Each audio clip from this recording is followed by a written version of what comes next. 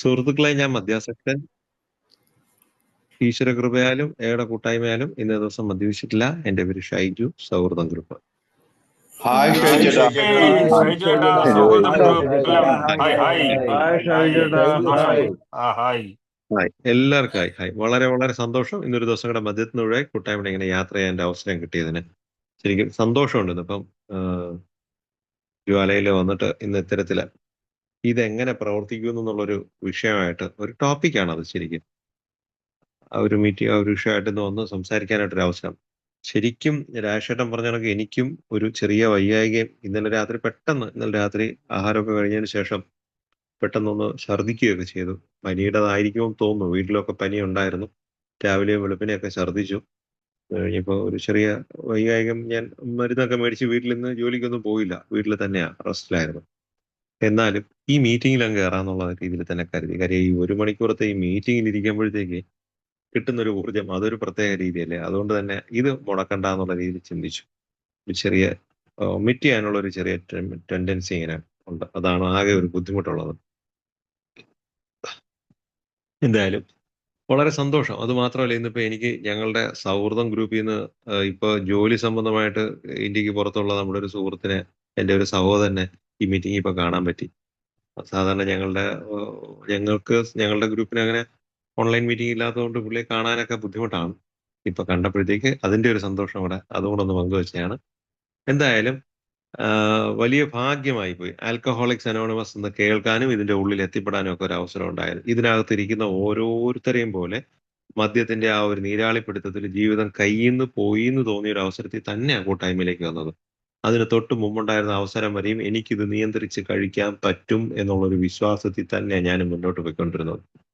വ്യക്തിപരമായിട്ടുള്ള കാര്യങ്ങൾ പറയുകയാണെന്നുണ്ടെങ്കിൽ, നന്നേ ചെറുപ്പത്തില് മദ്യപാനമൊക്കെ തുടങ്ങാൻ പറ്റിയ, മീൻസ് അതിനകത്ത് ഏറ്റവും ചെറുപ്പത്തിൽ തന്നെ 10, 16, 17 വയസ്സിൽ തന്നെ മദ്യം രുചിച്ചു തുടങ്ങുകയും പിന്നീട് അങ്ങോട്ട് പതുക്കെ വളരെ ഗ്രാജുവലി കഴിച്ചു തുടങ്ങുകയും 28 വയസ്സ് വിവാഹമൊക്കെ കഴിഞ്ഞ സമയമായപ്പോഴത്തേക്കും മദ്യം നന്നായിട്ട് കഴിക്കുന്ന ഒരവസ്ഥ, ഡെയിലി കഴിക്കുന്ന ഒരവസ്ഥയിലേക്കും, തുടർന്ന് അങ്ങോട്ട് 31-ാമത്തെ വയസ്സൊക്കെ എത്തിയപ്പോൾ നല്ല രീതിയിൽ മദ്യിക്കുന്ന ഒരവസ്ഥയിലേക്കൊക്കെ പോയി. അന്ന് എനിക്ക് അറിഞ്ഞൂടായിരുന്നു ഇതൊരു പ്രോഗ്രസീവ് ഡിസീസ് ആണ് എന്നുള്ളത്. പ്രോഗ്രസീവ് ഡിസീസ് ആണെന്ന് പോയിട്ട് ഇതൊരു ഡിസീസ് ആണെന്ന് പോലും എനിക്ക് അറിയില്ലായിരുന്നു എന്നുള്ളത്. എന്തായാലും ഞാനൊരു അലങ്കാരമായിട്ട് തന്നെയായിരുന്നു എൻ്റെ മദ്യപാനത്തെ കൊണ്ടു നടന്നിരുന്നത്. നന്നായിട്ട് ഒരു നല്ല നല്ല രീതിയിൽ ക്വാളിറ്റി ഡ്രിങ്കിങ് എന്നൊക്കെ ഞാൻ സ്വയം വിശേഷിപ്പിച്ച് കൊണ്ടു നടക്കുന്ന ഒരു അവസ്ഥയിലാണ് എൻ്റെ മദ്യപാനത്തെ കൊണ്ടു നടന്നിരുന്നത്. അല്ലാതെ ലോക്കൽ കുടിയൊന്നും എനിക്കില്ലായിരുന്നു. മദ്യപിച്ച് വഴിവക്കിലൊക്കെ വീണ് കിടക്കുന്നവരാണ് മദ്യാസക്തർ അല്ലെങ്കിൽ ആൽക്കഹോളിക് ആയിട്ടുള്ളവർ. എനിക്ക് അത്തരത്തിലൊരു പ്രശ്നമൊന്നും ഉള്ള ഒരാളല്ല എന്ന ധാരണയിൽ തന്നെയാണ് ഞാൻ മദ്യപിച്ച് പോയിക്കൊണ്ടിരുന്നത്. പക്ഷേ ഒരു രീതിയിലും മുന്നോട്ട് വയ്ക്കാൻ, എൻ്റെ ഒരു ഭാഷയിൽ പറയുകയാണെങ്കിൽ, മുന്നോട്ട് ഒരു ചുവട് പോലും വെക്കാൻ ഇല്ലാത്തൊരു സാഹചര്യം എത്തിക്കഴിഞ്ഞപ്പോൾ തന്നെയാ ഇനി ഇതിനെന്ത് മാർഗം എന്നുള്ളതിനെ പറ്റി ചിന്തിക്കാൻ തുടങ്ങിയത്. പലപ്പോഴും എൻ്റെ ജോലി സ്ഥലത്തും വീട്ടിലും ഒക്കെ ഉണ്ടാകുന്ന പ്രശ്നങ്ങൾ, ഞാൻ എടുക്കുന്ന തീരുമാനങ്ങൾ തെറ്റായി പോകുന്ന ഒരു സാഹചര്യം, ജോലിയിലൊക്കെ താല്പര്യം കുറയുന്നു, മറ്റേത് ജോലിക്കൊക്കെ വലിയ ഇമ്പോർട്ടൻസ് കൊടുത്ത് ചെയ്തുകൊണ്ടിരുന്നിടത്ത് വർക്കിനെയൊക്കെ ബാധിക്കുന്ന രീതിയിലും മദ്യപാനം എത്തി തുടങ്ങിയപ്പോഴൊക്കെ ഇതെന്താ ഇങ്ങനെ പോകുന്നത്, ഇത് ഇങ്ങനെ പോയാൽ ശരിയാവത്തില്ലല്ലോ എന്ന് ചിന്തിക്കുന്ന അതേ അവസരത്തിൽ തന്നെ ഒരല്പം കൂടെ കഴിച്ചിട്ട് ചിന്തിക്കാമെന്ന് ചിന്തിക്കുന്ന അവസ്ഥയിലേക്കൊക്കെ പോയി. നിയന്ത്രിക്കാൻ പറ്റാത്ത രീതിയിൽ മദ്യം എന്നെ പിടികൂടി എന്നൊക്കെ എനിക്ക് മനസ്സിലായി.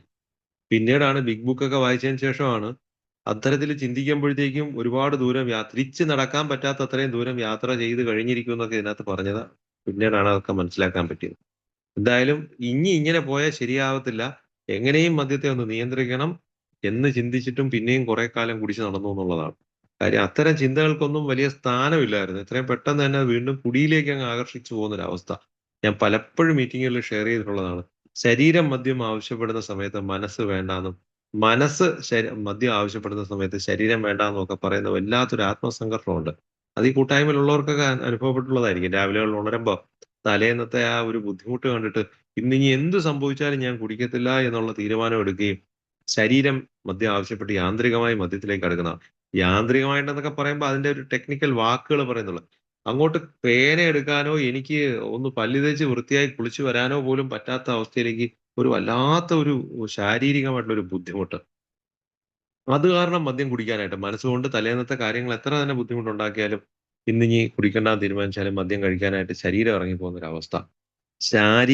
തൊട്ടടുത്ത ദിവസം ശാരീരികമായ അവശത, തലേന്ന് കഴിച്ചതിന്റെ ആ ഒരു ബുദ്ധിമുട്ട്, തക്കതായ ഒരു രോഗമൊന്നും എടുത്തു പറയാനൊന്നും ഇല്ലെങ്കിൽ പോലും കിടക്കുന്ന കട്ടിലിൽ നിന്ന് എഴുന്നേക്കാൻ പോലും പറ്റാത്ത രീതിയിലുള്ള ഒരു ശാരീരികമായിട്ടുള്ള അവശത. എപ്പ എത്തി, എങ്ങനെയായിരുന്നു ഇന്നലെ രാത്രിയിൽ വന്നിട്ട് ആഹാരം കഴിച്ചോ കുളിച്ചോ എന്ന് പോലും ഓർക്കാൻ പറ്റാതെ തൊട്ടടുത്ത് കിടന്നുറങ്ങുന്ന കൊച്ചു കുഞ്ഞുങ്ങൾ, രണ്ട് മക്കള്, അവരെയൊക്കെ കണ്ടിട്ട് ഇന്നിനി കഴിക്കുന്നില്ല എന്നുള്ള ഒരു അവസ്ഥയിലേക്ക് ചിന്തിക്കുമ്പോഴത്തേക്ക് മാനസികമായിട്ട് മദ്യത്തിലേക്കുള്ളൊരു ആവേശം, മദ്യം ആ ഒരു തലയ്ക്ക് കയറി പിടിച്ചു നിർത്തുന്ന ഒരവസ്ഥ. ആ സമയങ്ങൾ ഇങ്ങനെ ഓരോന്ന് പോയി പോയി പോയി ബാറ് തുറക്കുന്ന ഒരു മിനിറ്റ് എത്തുമ്പോഴത്തേക്കും ഇറങ്ങി ഓടുന്ന രീതിയിലേക്ക് പോകുന്നൊരവസ്ഥ. അപ്പോൾ ശരീരം വേണ്ടാന്ന് പറയുമ്പോൾ മനസ്സും, മനസ്സ് വേണ്ടാന്ന് പറയുമ്പോൾ ശരീരവും മദ്യത്തിലേക്ക് പോകുന്ന വളരെ മോശമായ ഒരു അവസ്ഥയെ തന്നെയാ. ഇത് ആർക്കും പറഞ്ഞാൽ മനസ്സിലാവാത്തൊരു കാര്യമായിരുന്നു. ആ അവസ്ഥയിൽ തന്നെയാ ഞാനും കൂട്ടായ്മയിൽ വന്നത്. എന്തായാലും വന്നു കയറിയത് നല്ല സ്ഥലത്തായിരുന്നതുകൊണ്ടും ഒരു കൂട്ടം നല്ല ആൾക്കാരോടൊപ്പം യാത്ര തുടങ്ങാൻ പറ്റിയതുകൊണ്ടും എനിക്ക് ആൽക്കഹോളിക്സ് അനോണിമസ് എന്താണെന്ന് മനസ്സിലാക്കാൻ പറ്റിയെന്നുള്ളതാണ്. ഇതൊരു രോഗമാണെന്നൊന്നും അറിയില്ലായിരുന്നു. കൂട്ടായ്മയിൽ വന്നതിന് ശേഷമാണ് ആദ്യമായിട്ട് രോഗം എന്നുള്ള വാക്ക് പോലും ഈ ആൽക്കഹോളിക്സം എന്ന് പറയുന്ന രോഗമാണെന്നുള്ള കാര്യം പോലും ഞാൻ അറിയുന്നത്. സ്വാഭാവികമായിട്ടുള്ള ഒരു അന്വേഷണം, അങ്ങനെയാണെങ്കിൽ ഇത് എന്താ രോഗം, എനിക്കും ഈ രോഗവും ഉണ്ടോ, സംശയമായിരുന്നു എനിക്കിത് ഉണ്ടോ എന്നുള്ളത്. അപ്പൊ അതിനെ പരീക്ഷിച്ച് നോക്കാനൊക്കെ പറഞ്ഞെങ്കിലും പരീക്ഷണത്തിലേക്കൊന്നും മുതിർന്നില്ല. കാരണം ഞാൻ അതിന് വന്നു കയറുന്നതിന് തൊട്ട് മുമ്പ് വരെയുള്ള ഒരു എന്റെ ബുദ്ധിമുട്ടുകളിൽ നിന്നും എനിക്ക് വല്ലാത്തൊരു മോചനമായിരുന്നു. കൃത്യമായ സമയത്ത് ആഹാരം കഴിക്കുക, കൃത്യമായിട്ട് കിടന്ന് ഉറങ്ങാൻ പറ്റുന്ന ഒരു അവസരം, എന്റെ ജോലിയിലൊക്കെ കാര്യങ്ങൾ തിരക്കാൻ പറ്റുന്നു. എന്റെ തൊഴിലുമായിട്ട് ബന്ധപ്പെട്ട് എനിക്ക് പ്രിന്റിംഗ് പ്രസ്സാണ്. അപ്പോ അതിന്റെയൊക്കെ വർക്കുകളൊക്കെ ചെയ്തു കൊടുത്തു കഴിഞ്ഞാൽ അതിന്റെ പണം വാങ്ങുന്നത് പോലും കൃത്യമായി വാങ്ങാൻ പോലും വാങ്ങിയോ ഇല്ലയോ എന്ന് ഓർമ്മയില്ലാത്തൊരവസ്ഥ. അത്തരത്തിലൊക്കെ ഉള്ള വല്ലാത്തൊരു പ്രശ്നത്തിന്റെയൊക്കെ ഒടുവിലാണ് ഞാൻ ഈ കൂട്ടായ്മയിൽ വന്ന് കയറുന്നത്. കൂട്ടായ്മയിൽ വന്ന് മദ്യം മാറ്റിവെച്ച് ദിവസങ്ങൾ അങ്ങോട്ട് കഴിഞ്ഞപ്പോൾ ഇത്തരം കാര്യങ്ങൾക്കൊക്കെ ഒരുപാട് പരിഹാരം കിട്ടിത്തുടങ്ങി എന്നുള്ളതാണ്. അതുകൊണ്ട് തന്നെ ഒരു പരീക്ഷണത്തിന് മുതിർന്നില്ല എങ്കിലും എനിക്ക് ഈ രോഗം ഉണ്ടോ അല്ലെങ്കിൽ ഈ രോഗം എന്താണ് എന്ന് മനസ്സിലാക്കാനായിട്ട് ഞാൻ ആഗ്രഹം ഉണ്ടായിരുന്നു എന്നുള്ളതാണ്. ആ കാലയളവിലാണ് എന്റെ ഒപ്പം യാത്ര ചെയ്യുന്ന ഒരു ചില ആൾക്കാരുടെ ഷെയറിങ്ങുകൾ വല്ലാതെ തന്നെ ഈ കൂട്ടായ്മയിൽ വന്നപ്പോഴത്തേക്ക് കൂട്ടായ്മയിൽ ഉണ്ടായിരുന്നവരുടെ ഓരോ ഷെയറിങ്ങുകളാണ് എനിക്കും ഇത്തരം രോഗാവസ്ഥ ഉണ്ടോ എന്നൊക്കെ തിരിച്ചറിയാൻ എനിക്ക് അവസരം ഒരുക്കിയതെങ്കിൽ ഒരു ചില വ്യക്തികളുടെ ഷെയറിങ്ങുകൾ വല്ലാതെ ഹൃദയത്തിലേക്ക് ആഴ്ന്നിറങ്ങുന്നതായിട്ട് എനിക്ക് മനസ്സിലാക്കാൻ പറ്റിയെന്നുള്ളതാണ്. ആ ഒരു വാക്ക് ഞാൻ പറയാം, പെനട്രേറ്റ് ചെയ്ത് കയറുന്ന പോലെ ഇങ്ങനെ ചാട്ടുളി പോലെ ഇങ്ങനെ ഹൃദയത്തിലേക്ക് കുത്തിത്തുളച്ച് കയറുന്നു. അവരുടെ അനുഭവങ്ങളും ശക്തിയും പിന്നീടുള്ള അവരുടെ പ്രതീക്ഷയും, ഇത് മൂന്നും ഒരുപോലെ എന്നിൽ പ്രവർത്തിച്ചു എന്നുള്ളതാണ്. അപ്പൊ എന്റെ പഴയകാല അനുഭവങ്ങൾ കേൾക്കുന്നതിനോടൊപ്പം കൂട്ടായ്മയിൽ വന്ന ദിവസങ്ങളിൽ എനിക്കുള്ള പ്രശ്നങ്ങളുടെ ആ ഒരു ആഴം അവരുടെ ഷെയറിങ്ങിൽ എനിക്ക് മനസ്സിലാക്കാൻ പറ്റിയപ്പോ ഇനി ഞാൻ എങ്ങനെയാണ് മുന്നോട്ട് പോകേണ്ടത്, എനിക്ക് എന്താണ് ഇനി മുന്നിലുള്ള ലക്ഷ്യം എന്നുള്ള കാര്യത്തെ അവരിൽ നിന്ന് തന്നെ എനിക്ക് മനസ്സിലാക്കാനും ഒക്കെ പറ്റി. മാത്രമല്ല, ആ ഒരു ചില വ്യക്തികൾക്കുള്ള ഒരു പ്രത്യേകത അവരുടെ സംസാരത്തില്, പെരുമാറ്റത്തില്, ആ വിഷയങ്ങളെ കൈകാര്യം ചെയ്യുന്ന രീതിയില്. ഞാൻ ആദ്യം ശ്രദ്ധിച്ചത് ആൽക്കഹോളിക്സ് അനോണിമസിന്റെ റിക്കവറി മീറ്റിംഗിന്റെ ഉള്ളിൽ ഷെയർ ചെയ്യുന്ന ഒരു അവസരത്തിലാണെങ്കില്, അത് പതുക്കെ പതുക്കെ പിന്നീട് അവരുമായിട്ട് സംസാരിക്കുമ്പോൾ പോലും അവർ അത്തരത്തിലായിരുന്നു. അവർ മറ്റു വിഷയങ്ങൾ കൈകാര്യം ചെയ്യുന്നതിലും ഒരു സ്വാത്വികമായ ഒരവസ്ഥ. അവരുടെ പഴയ കഥകൾ പറയുമ്പോഴത്തേക്ക് ഒരു ബന്ധവും ഇല്ലാത്തൊരു ജീവിതവും. മദ്യപിച്ചിരുന്ന കാലയളവിൽ വളരെ ഒരു പരുക്കനായിട്ടൊക്കെ പെരുമാറി ജീവിച്ചു പോന്നിരുന്നവരൊക്കെ ഇപ്പൊ ജീവിതത്തിൽ വല്ലാതൊരു ലാളിത്യം ജീവിതത്തിൽ കാണുന്ന അവരുടെ സംസാരത്തിലും പെരുമാറ്റത്തിലും ഒക്കെ കണ്ടപ്പോ അവരോട് വല്ലാത്തൊരു താല്പര്യം തോന്നി. എന്താണ് അതിന്റെ പ്രത്യേകത എന്ന് മനസ്സിലാക്കാൻ ഞാൻ കൂട്ടായ്മയിൽ വന്ന് 2 മാസം ആവുന്നേ ഉള്ളൂ ഈ കാലയളവ്. എനിക്കതിനെപ്പറ്റി കൂടുതലൊന്നും അറിയില്ല. അപ്പൊ ഞാൻ അത് മനസ്സിലാക്കാനായിട്ട് അവരുടെ ഒപ്പം കൂടിയപ്പോ എനിക്ക് വേണ്ടത് കൃത്യമായി മീറ്റിംഗിൽ കിട്ടുന്നുമുണ്ട്. സ്റ്റിക്ക് ഓൺ വിത്ത് വിന്നേഴ്സ് എന്ന് അപ്പോഴാണ് പറഞ്ഞു കേട്ടത്. വിജയിച്ചവരോടൊപ്പം ചേർന്ന് നിൽക്കുക. എന്താണ് അവരുടെ പ്രത്യേകത? ഞാൻ ആദ്യം കരുതി അവർ അത്തരത്തിലുള്ളവരായിരിക്കും. പിന്നീടാണ് അതല്ല. ആൽക്കഹോളിക്സ് അനോണിമസിന്റെ പ്രോഗ്രാം, ആ തത്വങ്ങൾ ജീവിതത്തിൽ മനസ്സിലാക്കി ജീവിതത്തിൽ പെരുമാറി പോകുന്നവരാണ്. വിഷയങ്ങളെ ആ രീതിയിൽ കൈകാര്യം ചെയ്യുന്നത് കൊണ്ടാണ് ആൽക്കഹോളിക്സ് അനോണിമസിനകത്ത് വന്നതിന് ശേഷം അവർക്ക് അത്തരത്തിലൊരു മാറ്റം സംഭവിച്ചതെന്ന് പറഞ്ഞപ്പോഴത്തേക്ക് എനിക്കും ഒരു ചെറിയ ആഗ്രഹമായി. കാര്യം ജീവിതത്തിൽ ഒരിക്കൽ പോലും ഞാൻ അത്തരത്തിൽ ചിന്തിക്കുകയോ പ്രവർത്തിക്കുകയോ ചെയ്തിരുന്ന ഒരാളല്ല. 17 വയസ്സ് കഴിഞ്ഞപ്പോ തന്നെ സ്വന്തമായിട്ടൊരു ചെറിയ പ്രസ്ഥാനമൊക്കെ തുടങ്ങി. അത്യാവശ്യം അത് ഒരു ജീവിത മാർഗ്ഗമാക്കി കൊണ്ടുനടക്കാൻ പറ്റുന്ന രീതിയിലേക്ക് അത് വളരുകയും, പിന്നീട് തിരിഞ്ഞു നോക്കേണ്ടാത്ത രീതിയിൽ ആ ഒരു പ്രസ്ഥാനം മുന്നോട്ട് കൊണ്ടുപോകുന്ന ഒരവസ്ഥയാണ് ഇന്നും ഉണ്ടായിട്ടുള്ളത്. അതുകൊണ്ട് തന്നെ സ്വാഭാവികമായ ഒരു ചെറിയ അഹങ്കാരം, ഇത് ഞാൻ ഇപ്പൊ പറയുമ്പോ പോലും എന്നിൽ അത് നിഴലിക്കുന്നു എന്നുള്ളത് എനിക്ക് തിരിച്ചറിയാൻ പറ്റുന്നുണ്ടെന്നുള്ളതാണ്. അത്തരത്തിലൊരു അഹങ്കാരം മറ്റാരെയും ഇതാവേണ്ട കാര്യമില്ല. ഞാൻ എന്റെ സ്വന്തം കാലിൽ നിൽക്കുന്ന ഒരാള്, സ്വന്തം ആവശ്യങ്ങളൊക്കെ സ്വന്തമായിട്ട് തന്നെ ചെയ്യുന്ന ഒരാള്. ഞാൻ അതൊക്കെ വളരെ എന്താ പ അവര് വളരെ എന്താ പറയാ, അഭിമാനത്തോടുകൂടി പലപ്പോഴും പലയിടത്തും പറഞ്ഞിട്ടുണ്ട്. 17 വയസ്സിന് ശേഷം ഞാൻ എന്റെ കുടുംബത്തിൽ നിന്ന് പോലും, എന്റെ മാതാപിതാക്കളിൽ നിന്ന് പോലും ഒരു ₹10 പോലും വാങ്ങി ഞാൻ എന്റെ കാര്യങ്ങൾ ചെയ്യേണ്ടി വന്നിട്ടില്ല. എല്ലാം സ്വന്തമായിട്ട് കൈകാര്യം ചെയ്യുന്നു. സത്യത്തിൽ അത് അങ്ങനെയൊക്കെ തന്നെയാണെങ്കിലും ഞാൻ അതിനെ പറഞ്ഞിരുന്നത് മറ്റൊരു തരത്തിലായിരുന്നു. എന്റെ ഒരു കഴിവായിട്ട്, എന്റെ പ്രാപ്തിയായിട്ട്, എന്റെ ഒരു വലിയ ക്രെഡിബിലിറ്റി ആയിട്ടാണ് ഞാൻ അതിനെയൊക്കെ കണ്ടിരുന്നത്. പക്ഷേ എന്തായാലും അതിന്റെയൊക്കെ ഭാഗമായിട്ട് തന്നെ എന്റെ ഉള്ളില് അല്പം അഹങ്കാരവും ഒക്കെ വളർന്നു കൂടിയിട്ടുണ്ടായിരുന്നു. അതുകൊണ്ട് തന്നെ ആരെയും കൂസാത്ത രീതിയിലുള്ള ഒരു സംസാരവും പെരുമാറ്റവും എന്നാൽ ഉള്ളില് നന്നായിട്ട് ഭയമൊക്കെ ഉള്ള ആളും തന്നെയായിരുന്നു. പുറമെ അതൊന്നും കാണിക്കാതെ ഞാനൊരു വലിയ ധൈര്യശാലിയാണ്, തന്റേടിയാണ്, അഹങ്കാരം ഒരു ദേഷ്യ രൂപത്തിൽ കാണിക്കുന്ന ഒരാളായിരുന്നു. എല്ലാം കൃത്യമായിട്ട് കൈകാര്യം ചെയ്യണമെന്നൊക്കെ ഉള്ള രീതിയില്. ഇതൊക്കെ ഞാൻ വലിയ ഒരു ആഡംബരമായിട്ട് കൊണ്ട് നടക്കുന്ന ഒരു അവസ്ഥയായിരുന്നു. സാമ്പത്തികമൊക്കെ കൈകാര്യം ചെയ്യുന്നതിലൊക്കെ ഭയങ്കര ധാരാളിത്തം കാണിച്ച്, എന്നാൽ വളരെ ലുബ്ധനായ ഒരാള് തന്നെയായിരുന്നു ഞാനും. പക്ഷേ മറ്റുള്ളവരുടെ കണ്ണില് ഞാനൊരു വലിയ സംഭവമാണെന്നൊക്കെ കാണുന്ന രീതിയിൽ തന്നെ ജീവിച്ച് മുന്നോട്ട് പോകുന്ന ഒരാളായിരുന്നു. കൂട്ടായ്മയില് വന്ന് ഈ ഒരു ചില വ്യക്തികളിൽ കണ്ട ആകർഷണീയതയാണ് അവരില് വന്ന മാറ്റം എന്താണെന്ന് എനിക്ക് മനസ്സിലാക്കാനും, അവിടെയാണ് എനിക്കും അങ്ങനെ ആവണം എന്നൊരാഗ്രഹം. ആ ലാളിത്യം ഉള്ള ഒരു ജീവിതം. വിഷയങ്ങളെ അതിന്റേതായിട്ടുള്ള വലിപ്പത്തിൽ കണ്ട്, ക്രമപ്പെടുത്തേണ്ടതിനെ ക്രമപ്പെടുത്തി, മാറ്റി നിൽക്കേണ്ടിടത്ത് മാറി നിന്ന്, ഇറങ്ങി പ്രവർത്തിക്കേണ്ടിടത്ത് ഇറങ്ങി പ്രവർത്തിക്കുന്ന രീതിയിലുള്ള ഒരു രീതി. എനിക്കത് നന്നായിട്ടങ്ങ് ബോധ്യപ്പെട്ടു എന്നുള്ളതാണ്. അപ്പോഴാണ് കാര്യങ്ങൾ കൂടുതൽ മുന്നോട്ട് മനസ്സിലാക്കാൻ പറ്റി. ഈ തത്വങ്ങള് ജീവിതത്തില് മനസ്സിലാക്കിയെടുക്കുക, അത് ജീവിതത്തില് പരിശീലിക്കുന്നത് വഴി എനിക്കും അത്തരത്തിലാകാം. കാരണം ഇനിയാണ് നമ്മൾ ഈ പ്രോഗ്രാമുമായിട്ട് ബന്ധപ്പെട്ടാണ് ഇതെങ്ങനെ പ്രവർത്തിക്കുന്നു എന്നുള്ള പ്രോഗ്രാമുമായിട്ട് ബന്ധപ്പെട്ട് തന്നെയാണ് ഞാൻ ഇന്നത്തെ മീറ്റിംഗില് ഞാന് തയ്യാറായി വന്നിരിക്കുന്നത്. കാരണം ഞാന് മദ്യത്തിന് മുന്നിൽ ശക്തിഹീനനാണ് എന്നുള്ളൊരു കാര്യം എനിക്ക് മനസ്സിലായി. അത് കൂട്ടായ്മയിൽ വരുന്നതിന് മുമ്പ് തന്നെ ഞാൻ സമ്മതിച്ചിരുന്നൊരു കാര്യമാണ് വ്യക്തിപരമായി. എനിക്ക് പരാജയം സംഭവിച്ചു. കാര്യം എനിക്ക് നിയന്ത്രിക്കാൻ ഒരു മാർഗവുമില്ല. ഞാന് എത്ര തന്നെ മാറ്റി നിർത്തണമെന്ന് വിചാരിച്ചു കഴിഞ്ഞാലും, ഒരല്പം മദ്യം കഴിച്ചു കഴിഞ്ഞാൽ പിന്നെ വീണ്ടും കുടിച്ചു പോകുന്നൊരവസ്ഥ ജീവിതത്തില് കണ്ടപ്പോ, ഞാൻ മദ്യത്തിന് മുന്നിൽ ശക്തിഹീനനാണെന്നൊക്കെ എനിക്ക് തോന്നി. ആൽക്കഹോളിക്സ് അനോണിമസിന്റെ ഒന്നാമത്തെ പടി അത് തന്നെയായിരുന്നു. ഞങ്ങളുടെ ജീവിതം അനിയന്ത്രിതമായി പോയെന്നുള്ളതാണ്. അപ്പൊ ഞാൻ കരുതിയിരുന്നത് മദ്യപാനമാണ് എന്റെ പ്രശ്നം. ഈ മദ്യം ഒന്ന് നിയന്ത്രിക്കാൻ അല്ലെങ്കില് കൂട്ടായ്മയിൽ വന്നതിന് ശേഷം എനിക്കത് മനസ്സിലാക്കാൻ പറ്റി. നിയന്ത്രിക്കാനുള്ള ഒരു അവസരം എനിക്കിവിടെ ഇല്ല. എന്നെപ്പോലൊരു മദ്യാസക്തനെ സംബന്ധിച്ചിടത്തോളം മാറ്റി നിർത്താനുള്ള ഒരു സാഹചര്യം മാത്രമേ ഉള്ളൂ. അത്തരത്തില് ഇന്നൊരു ദിവസത്തേക്ക് അവിടെയും വലിയ വിഷയങ്ങളുണ്ടായിരുന്നു. കുടിച്ചുകൊണ്ട് നടക്കുന്ന കാലഘട്ടത്തില് എനിക്ക് നന്നായിട്ട് അറിയാം. ഈ കുടി മോശമാണെന്നുള്ളത്. ഞാൻ ആദ്യം മദ്യപിക്കുന്നത് വലിയ ആഹ്, ആഡംബരത്തിലായിരുന്നു. നല്ല സന്തോഷമായിട്ടായിരുന്നു. ക്വാളിറ്റി ഡ്രിങ്കിങ് ഒക്കെ ആണെന്നൊക്കെ പറഞ്ഞിട്ട് എക്സിക്യൂട്ടീവ് ബാറിൽ പോയി അത്തരം മദ്യപാനമൊക്കെ ആയിരുന്നു ചെയ്തുകൊണ്ടിരുന്നെങ്കില്, പിന്നീടുള്ള അവസാന സമയങ്ങളിലൊക്കെ രാവിലെ തുടക്കം കുറിക്കുന്നത് അങ്ങനെ രാത്രി ഏതെങ്കിലുമൊക്കെ ബാറിൽ കയറി എന്തെങ്കിലുമൊക്കെ വാങ്ങി കുടിക്കുന്ന അവസ്ഥയിലേക്കൊക്കെ പോയിരുന്നു എന്നുള്ളതാണ്. അപ്പൊ ആ ഒരു ശക്തിഹീനത തീർച്ചയായിട്ടും മനസ്സിലാക്കി എന്നോട് എനിക്ക് ഒന്നും ചെയ്യാൻ പറ്റാതെ വാരി വിഴുങ്ങുന്ന അവസ്ഥയിലേക്ക് മധ്യത്തിൽ എത്തിയപ്പോഴത്തേക്ക് എനിക്ക് തന്നെയും എന്റെ ചുറ്റുപാടുമുള്ള പല സുഹൃത്തുക്കളും എന്തിന് ബാറിലുള്ള സ്റ്റാഫുകൾ പോലും എന്നോട് പറയാൻ തുടങ്ങി എന്നുള്ളതാണ്. എന്റെ കുടി അത്ര നല്ലതല്ല. ഇങ്ങനെ കുടിക്കരുതെന്ന്.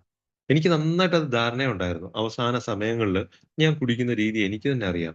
ഇതെവിടെ പോയി അവസാനം ഞാനതങ്ങ് വിട്ടു എന്നുള്ളതാണ്. ഇനി എനിക്കിത് നിയന്ത്രിക്കാൻ കഴിയത്തില്ല.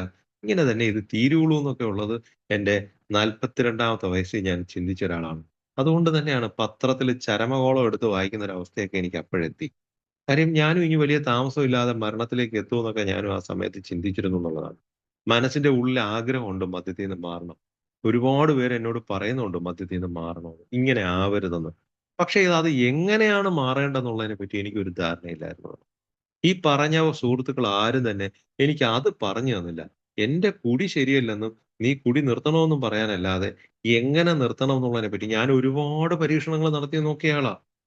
ക്രിസ്മസ്, ന്യൂ ഇയർ, ഓണം അങ്ങനെയുള്ള പല വിശേഷ ദിവസങ്ങളിൽ എന്റെ പിറന്നാളിന് ഒക്കെ ഞാൻ കുടി അങ്ങ് നിർത്താം. ഇനി തൊട്ട് കുടിക്കുന്നില്ല എന്നുള്ള രീതിയിൽ ഒരുപാട് പരീക്ഷണങ്ങൾ നടത്തി പരാജയപ്പെട്ടു പോയ ആളാ. എന്നെക്കൊണ്ട് അതിന് കഴിഞ്ഞില്ല എന്നുള്ളതാണ്. സത്യസന്ധമായി എനിക്ക് മദ്യപാനം നിർത്തണമെന്നും നിയന്ത്രിക്കണമെന്നും ഒക്കെ ഭയങ്കര ആഗ്രഹമായിരുന്നു. മദ്യപിക്കാത്ത ആൾക്കാരോടൊക്കെ വല്ലാത്ത ആരാധനയായിരുന്നു. പക്ഷേ എനിക്ക് കഴിയുന്നില്ല. എനിക്ക് അറിഞ്ഞൂടായിരുന്നു. ആൽക്കഹോളിക്സ് അനോണിമസിന്റെ ഉള്ളിൽ വന്നപ്പോഴത്തേക്കാണ് എങ്ങനെയാണ് മദ്യത്തെ മാറ്റി നിർത്തേണ്ടതെന്നുള്ള കാര്യം വളരെ ലളിതമായിട്ട്, വളരെ ലളിതമായിട്ട് ഇന്നൊരു ദിവസം മദ്യത്തിൽ നിന്ന് മാറി നിൽക്കാൻ പറ്റുമോ എന്ന് ചോദിച്ച ചോദ്യത്തിന്റെ മുമ്പിലാണ് ഓരോ ദിവസം മാറി നിൽക്കാൻ പറ്റിയത്. അങ്ങനെ ആ മദ്യത്തിന് മുന്നിലുള്ള ശക്തിഹീനത പൂർണ്ണമായും സമ്മതിച്ച് തോറ്റു കൊടുത്തപ്പോ വിജയിക്കാനുള്ള ഒരു അവസരം കിട്ടി എന്നുള്ളതാണ്. പക്ഷേ അവിടെ അതുവരെ ഉണ്ടായിരുന്നുള്ളൂ എന്നാണ് ഞാൻ കരുതിയിരുന്നതെങ്കില്, അതിനപ്പുറത്തൊരു കാര്യം കൂടെ എനിക്ക് ആൽക്കഹോളിക്സ് അനോണിമസിന്റെ ഒന്നാമത്തെ പടിയിൽ എനിക്ക് മനസ്സിലാക്കാൻ പറ്റി എന്നുള്ളതാണ്. ഞങ്ങളുടെ ജീവിതം അനിയന്ത്രിതമായി പോയി എന്നുള്ളൊരവസ്ഥ. ഈ മദ്യപാനം മൂലമോ അഥവാ അനിയന്ത്രിതമായ ഒരു ജീവിത രീതി ഉണ്ടായിരുന്നത് കൊണ്ടോ ആണ് ഞാൻ ഇങ്ങനെ ആയെന്നുള്ളത്. എനിക്കത് ക്ലിയർ ആയില്ല എന്നുള്ളതാണ്. എനിക്ക് അത്തരത്തിൽ ആദ്യമേ പറഞ്ഞു തന്നപ്പോഴത്തേക്ക് എനിക്കത് മനസ്സിലായില്ല. അപ്പോഴാണ് ആ പ്രോഗ്രാമിന്റെ പാതയില് ഒരു സ്പോൺസറും ഒക്കെ ആയിട്ട് കണ്ടെത്തി മുന്നോട്ട് പോയപ്പോഴാണ് കൂടുതൽ കൂടുതൽ കാര്യങ്ങൾ എനിക്ക് മനസ്സിലാക്കാൻ പറ്റിയത്. ഇത്തരത്തില് ഓരോ പടികളെ പറ്റിയും ആഹ്, മ 2020 കൊറോണ കാലഘട്ടത്തില് അമൂല്യ എന്ന് പറഞ്ഞൊരു ഗ്രൂപ്പില് ചർച്ച ചെയ്യുന്നത് കേട്ടിട്ടാണ് എനിക്ക് ഈ പടികളിലേക്ക് ആകർഷണീയത വന്നത്. ഞാൻ പെട്ടെന്ന് ആ ഒരു കാര്യം ഓർത്തതുകൊണ്ടാ അതൊന്നിപ്പോ പറഞ്ഞത്. അപ്പോ എന്റെ ജീവിതം അനിയന്ത്രിതമായി പോയെന്ന് പറയുന്നത് മദ്യത്തിന്റെ മുമ്പില് മാത്രമല്ല, എനിക്ക് മറ്റു പല സംഭവങ്ങളിലും എനിക്ക് അനിയന്ത്രിതാവസ്ഥ ഉണ്ട് എന്നുള്ള കാര്യം, ആർത്തി പിടിച്ച ഒരു ജീവിതമാണ് എന്റേതെന്നൊക്കെ എനിക്ക് പിന്നീട് പതുക്കെ പതുക്കെ മനസ്സിലാക്കാൻ പറ്റി. 7 മാരക പാപങ്ങൾ എന്നിൽ ഉണ്ട് എന്നുള്ള ഒരു പൊതുവില് ആൽക്കഹോളിക്കിന് അഹങ്കാരം, അലസത, ആർത്തി, കാമം, കോപം അത്തരത്തിൽ 7 മാരക പാപങ്ങള് എന്നിൽ ഉണ്ട് എന്നുള്ള കാര്യം എനിക്ക് മനസ്സിലാക്കാൻ പറ്റി. വ്യക്തികളോട് കൃത്യമായിട്ട് സ്നേഹം പ്രകടിപ്പിക്കാൻ അറിയില്ല. മര്യാദയ്ക്ക് ഒരു ഒരു ഒരു ഒരു ഒരു കാര്യം സംസാരിക്കാൻ അറിയത്തില്ല. ദേഷ്യം പ്രകടിപ്പിക്കാൻ അറിഞ്ഞൂടാ. അഹങ്കാരത്തിന്റെ കൊടുമുടിയിൽ നിൽക്കുന്നൊരവസ്ഥ. സിമ്പതി കാണിക്കാൻ പോലും മര്യാദയ്ക്ക് അറിയാൻ വയ്യാത്തൊരവസ്ഥ. അപ്പൊ ഇത്തരത്തിലുള്ള കുറേ കാര്യങ്ങളുടെ ഒരു ജോലി ചെയ്യാൻ അലസത, ഈ മടി പിടിച്ച് പിന്നീടത്തേക്ക് മാറ്റിവെക്കുന്നൊരവസ്ഥ. ഇതൊക്കെ പറഞ്ഞപ്പോഴത്തേക്ക് ഞാൻ കോരിത്തരിച്ചു പോയതാ. കാര്യം എന്റെ സ്വഭാവത്തിൽ അടങ്ങിയിരിക്കുന്ന സംഭവങ്ങളാ. എന്ത് കാര്യവും പിന്നിടത്തേക്ക് മാറ്റിവെക്കുക. തുടങ്ങിക്കഴിഞ്ഞാലോ ആ കാര്യം തീർത്തിട്ട് മാത്രമേ പിന്നെ പോളൂ. ആർത്തിയാണ്. 2 ദിവസം കൊണ്ട് ചെയ്യേണ്ട എനിക്ക് പ്രാക്ടിക്കലി എന്റെ പ്രസ്സിൽ ഞാൻ ചെയ്യുന്നൊരു കാര്യമായിരുന്നു. 2 ദിവസം കൊണ്ട് ചെയ്യേണ്ട കാര്യങ്ങള് ഒറ്റ ദിവസം കൊണ്ട് ചെയ്തു തീർത്തിട്ട് എന്റെ ചിന്താഗതി അടുത്ത ദിവസം വെറുതെ ഇരിക്കാമല്ലോ. ആ ഒരു ചിന്താഗതിയിൽ ഇന്ന് തന്നെ തീർക്കണം എന്നുള്ളത്. അപ്പൊ ഒന്നും മര്യാദയ്ക്ക് ചെയ്യാൻ അറിഞ്ഞൂടാത്ത അവസ്ഥ. ഒരു ചെറിയ കുറവ്, ന്യൂനത കണ്ടു കഴിഞ്ഞാൽ അവരെ അത് കാര്യം പറഞ്ഞ് ക്ലിയർ ചെയ്യാനുള്ളിടത്ത് പൊട്ടിത്തെറിച്ച് അവരുടെ മേൽ കുതിര കയറുന്ന രീതിയിൽ അഹങ്കാരത്തിന്റെ കൊടുമുടിയിൽ നിന്ന് സംസാരിക്കുന്ന ഒരവസ്ഥ. ആരെങ്കിലും എന്തെങ്കിലും കാര്യങ്ങൾ എന്നോട് പറയാൻ വന്നാൽ നിങ്ങളാരും പറയണ്ട, എനിക്കറിയാം. എനിക്ക് എന്റെ കാര്യങ്ങൾ നോക്കാൻ അറിയാം. നിങ്ങൾ എന്നെ ഉപദേശിക്കാനൊന്നും വരണ്ടാന്ന് വളരെ ധാർഷ്ട്യത്തോടുകൂടി അവരോട് സംസാരിക്കുന്ന ഒരവസ്ഥ. ഇതൊക്കെ ഞാൻ കരുതിയിരുന്നത് എന്റെ ഒരു അലങ്കാരമായിട്ടാ. ഞാൻ കൃത്യമായിട്ടും കാര്യങ്ങൾ സമയം കീപ്പ് ചെയ്ത് കണിശക്കാരനായിട്ട് പോകുന്നു എന്നൊക്കെ പറഞ്ഞ് ഞാൻ പെരുമാറിയിരുന്ന ഒരാളാ. ടൈമിംഗ് ഒക്കെ ഭയങ്കരമായിട്ട് കീപ്പ് ചെയ്യണമെന്നുള്ള. വെറുതെ ആയിരുന്നു എന്നുള്ളതാണ്. വെറുതെ ആയിരുന്നു എന്നുള്ളതാണ്. കാര്യം എന്നെ ആരും കുറ്റം പറയാതിരിക്കാൻ വേണ്ടിയിട്ട് എന്നിൽ ഒരുപാട് ന്യൂനതകളുണ്ടോ എന്ന് എനിക്ക് തിരിച്ചറിയാവുന്നതുകൊണ്ട് എന്നെ ആരും കുറ്റം പറയാതിരിക്കാൻ വേണ്ടി ഞാൻ മറ്റുള്ളവരുടെ മേൽ കുതിര കയറുന്ന പരിപാടി തന്നെയായിരുന്നു ഞാനും കാണിച്ചുകൊണ്ടിരുന്നത്. ഇത്തരത്തിലുള്ള കുറേ വൈകല്യങ്ങളും കൂടെ ചേർത്തിട്ടാണ് അതിന്റെ ഒപ്പമാണ് ഈ മദ്യം കൂടെ എന്റെ കൂടെ വന്നതെന്നുള്ള കാര്യം എനിക്ക് മനസ്സിലാക്കാൻ പറ്റിയെന്നുള്ളതാണ്. അപ്പൊ മദ്യത്തിന് മുന്നിൽ ഞാൻ ശക്തിഹീനത അംഗീകരിച്ചപ്പോ, എനിക്ക് മദ്യത്തെ മാറ്റി നിർത്താൻ പറ്റിയപ്പോ, എന്റെ മറ്റു പല കുറവുകളും കൂടെ എനിക്ക് മനസ്സിലാക്കാൻ പറ്റിയെന്നുള്ളതാണ്. അതിന്റെ ആകത്തുകയായിട്ട് ജീവിതം അനിയന്ത്രിതമായി പോയി എന്നുള്ളൊരു സത്യത്തെ എനിക്ക് പൂർണ്ണമായിട്ടും ഉൾക്കൊള്ളാനും കൂടെ കഴിഞ്ഞു എന്നുള്ളതാണ്. ഇതാണ് ഒന്നാമത്തെ പടിയിൽ എന്നോട് പറഞ്ഞു തന്നത്. അപ്പൊ ഏതൊക്കെ സ്ഥലങ്ങളിൽ, എന്തൊക്കെ, എവിടെയൊക്കെ, എങ്ങനെയൊക്കെ സംഭവിക്കും. അപ്പോഴാണ് ഞാൻ ബാക്കിലോട്ട് തിരിഞ്ഞു നോക്കുമ്പോഴത്തേക്ക് നന്നേ ചെറുപ്രായത്തിൽ തന്നെ ജോലിയൊക്കെ സ്വന്തമായിട്ട് തുടങ്ങിയിട്ട് ഞാൻ ഈ പറഞ്ഞ കൊണ്ട് എന്റെ പിന്നീട് ഞാൻ ചെലവിനൊന്നും ഒരു രൂപ പോലും ഞാൻ എന്റെ വീട്ടിൽ നിന്ന് വാങ്ങിയിട്ടില്ല. എന്റെ കാര്യങ്ങളെല്ലാം ഞാൻ സ്വന്തമായിട്ടാ കൈകാര്യം ചെയ്യുന്നത്. ഇതൊക്കെ എന്റെ അഹങ്കാരത്തിന് എന്താ പറയാ, ഒരു മാറ്റുകൂട്ടുന്ന രീതിയിൽ എന്റെ സ്വഭാവത്തിലേക്ക് വന്നത് ഇത്തരം പ്രവൃത്തികളായിരുന്നു. പണത്തിനോട് വല്ലാത്തൊരു ആർത്തി. നന്നേ ചെറുപ്പത്തിൽ തന്നെ കൂടുതൽ പണം ഉണ്ടാക്കണം. എന്റെ ആ ഒരു ജീവിതം ഭയങ്കര സുരക്ഷിതമായിട്ട് കൊണ്ടുപോകണം. ഇത്തരം അതിന് വേണ്ടിയിട്ട് എന്ത് കാര്യങ്ങളും ഒരല്പം മറ്റൊരാൾക്ക് ബുദ്ധിമുട്ട് ഒരു കാര്യങ്ങൾ സംഭവിച്ചാൽ പോലും എനിക്ക് കുഴപ്പമില്ല എന്നുള്ള രീതിയിൽ പെരുമാറുന്ന അവസ്ഥയിലേക്കൊക്കെ എന്റെ ആർത്തി എന്ന പ്രതിഭാസം എന്നെക്കൊണ്ട് ചെയ്യിച്ചു എന്നൊക്കെ ഉള്ളത് എനിക്ക് ഇവിടെ വെച്ച് തന്നെ മനസ്സിലാക്കാൻ പറ്റി എന്നുള്ളതാണ്. എന്തായാലും എന്റെ ശക്തിഹീനത അംഗീകരിച്ച് മുന്നോട്ട് പോകാൻ ഒരു അവസരം ഒരുങ്ങിയപ്പോഴാണ് രണ്ടാമത്തെ പടി, ഞങ്ങളെ സുബോധവാന്മാരാക്കുവാൻ ഞങ്ങളെക്കാൾ ഒരു വലിയ ശക്തിക്ക് മാത്രമേ പറ്റുകയുള്ളൂ എന്ന് വിശ്വസിക്കാൻ തുടങ്ങി എന്നുള്ള പടി ഞാൻ കാണുന്നു.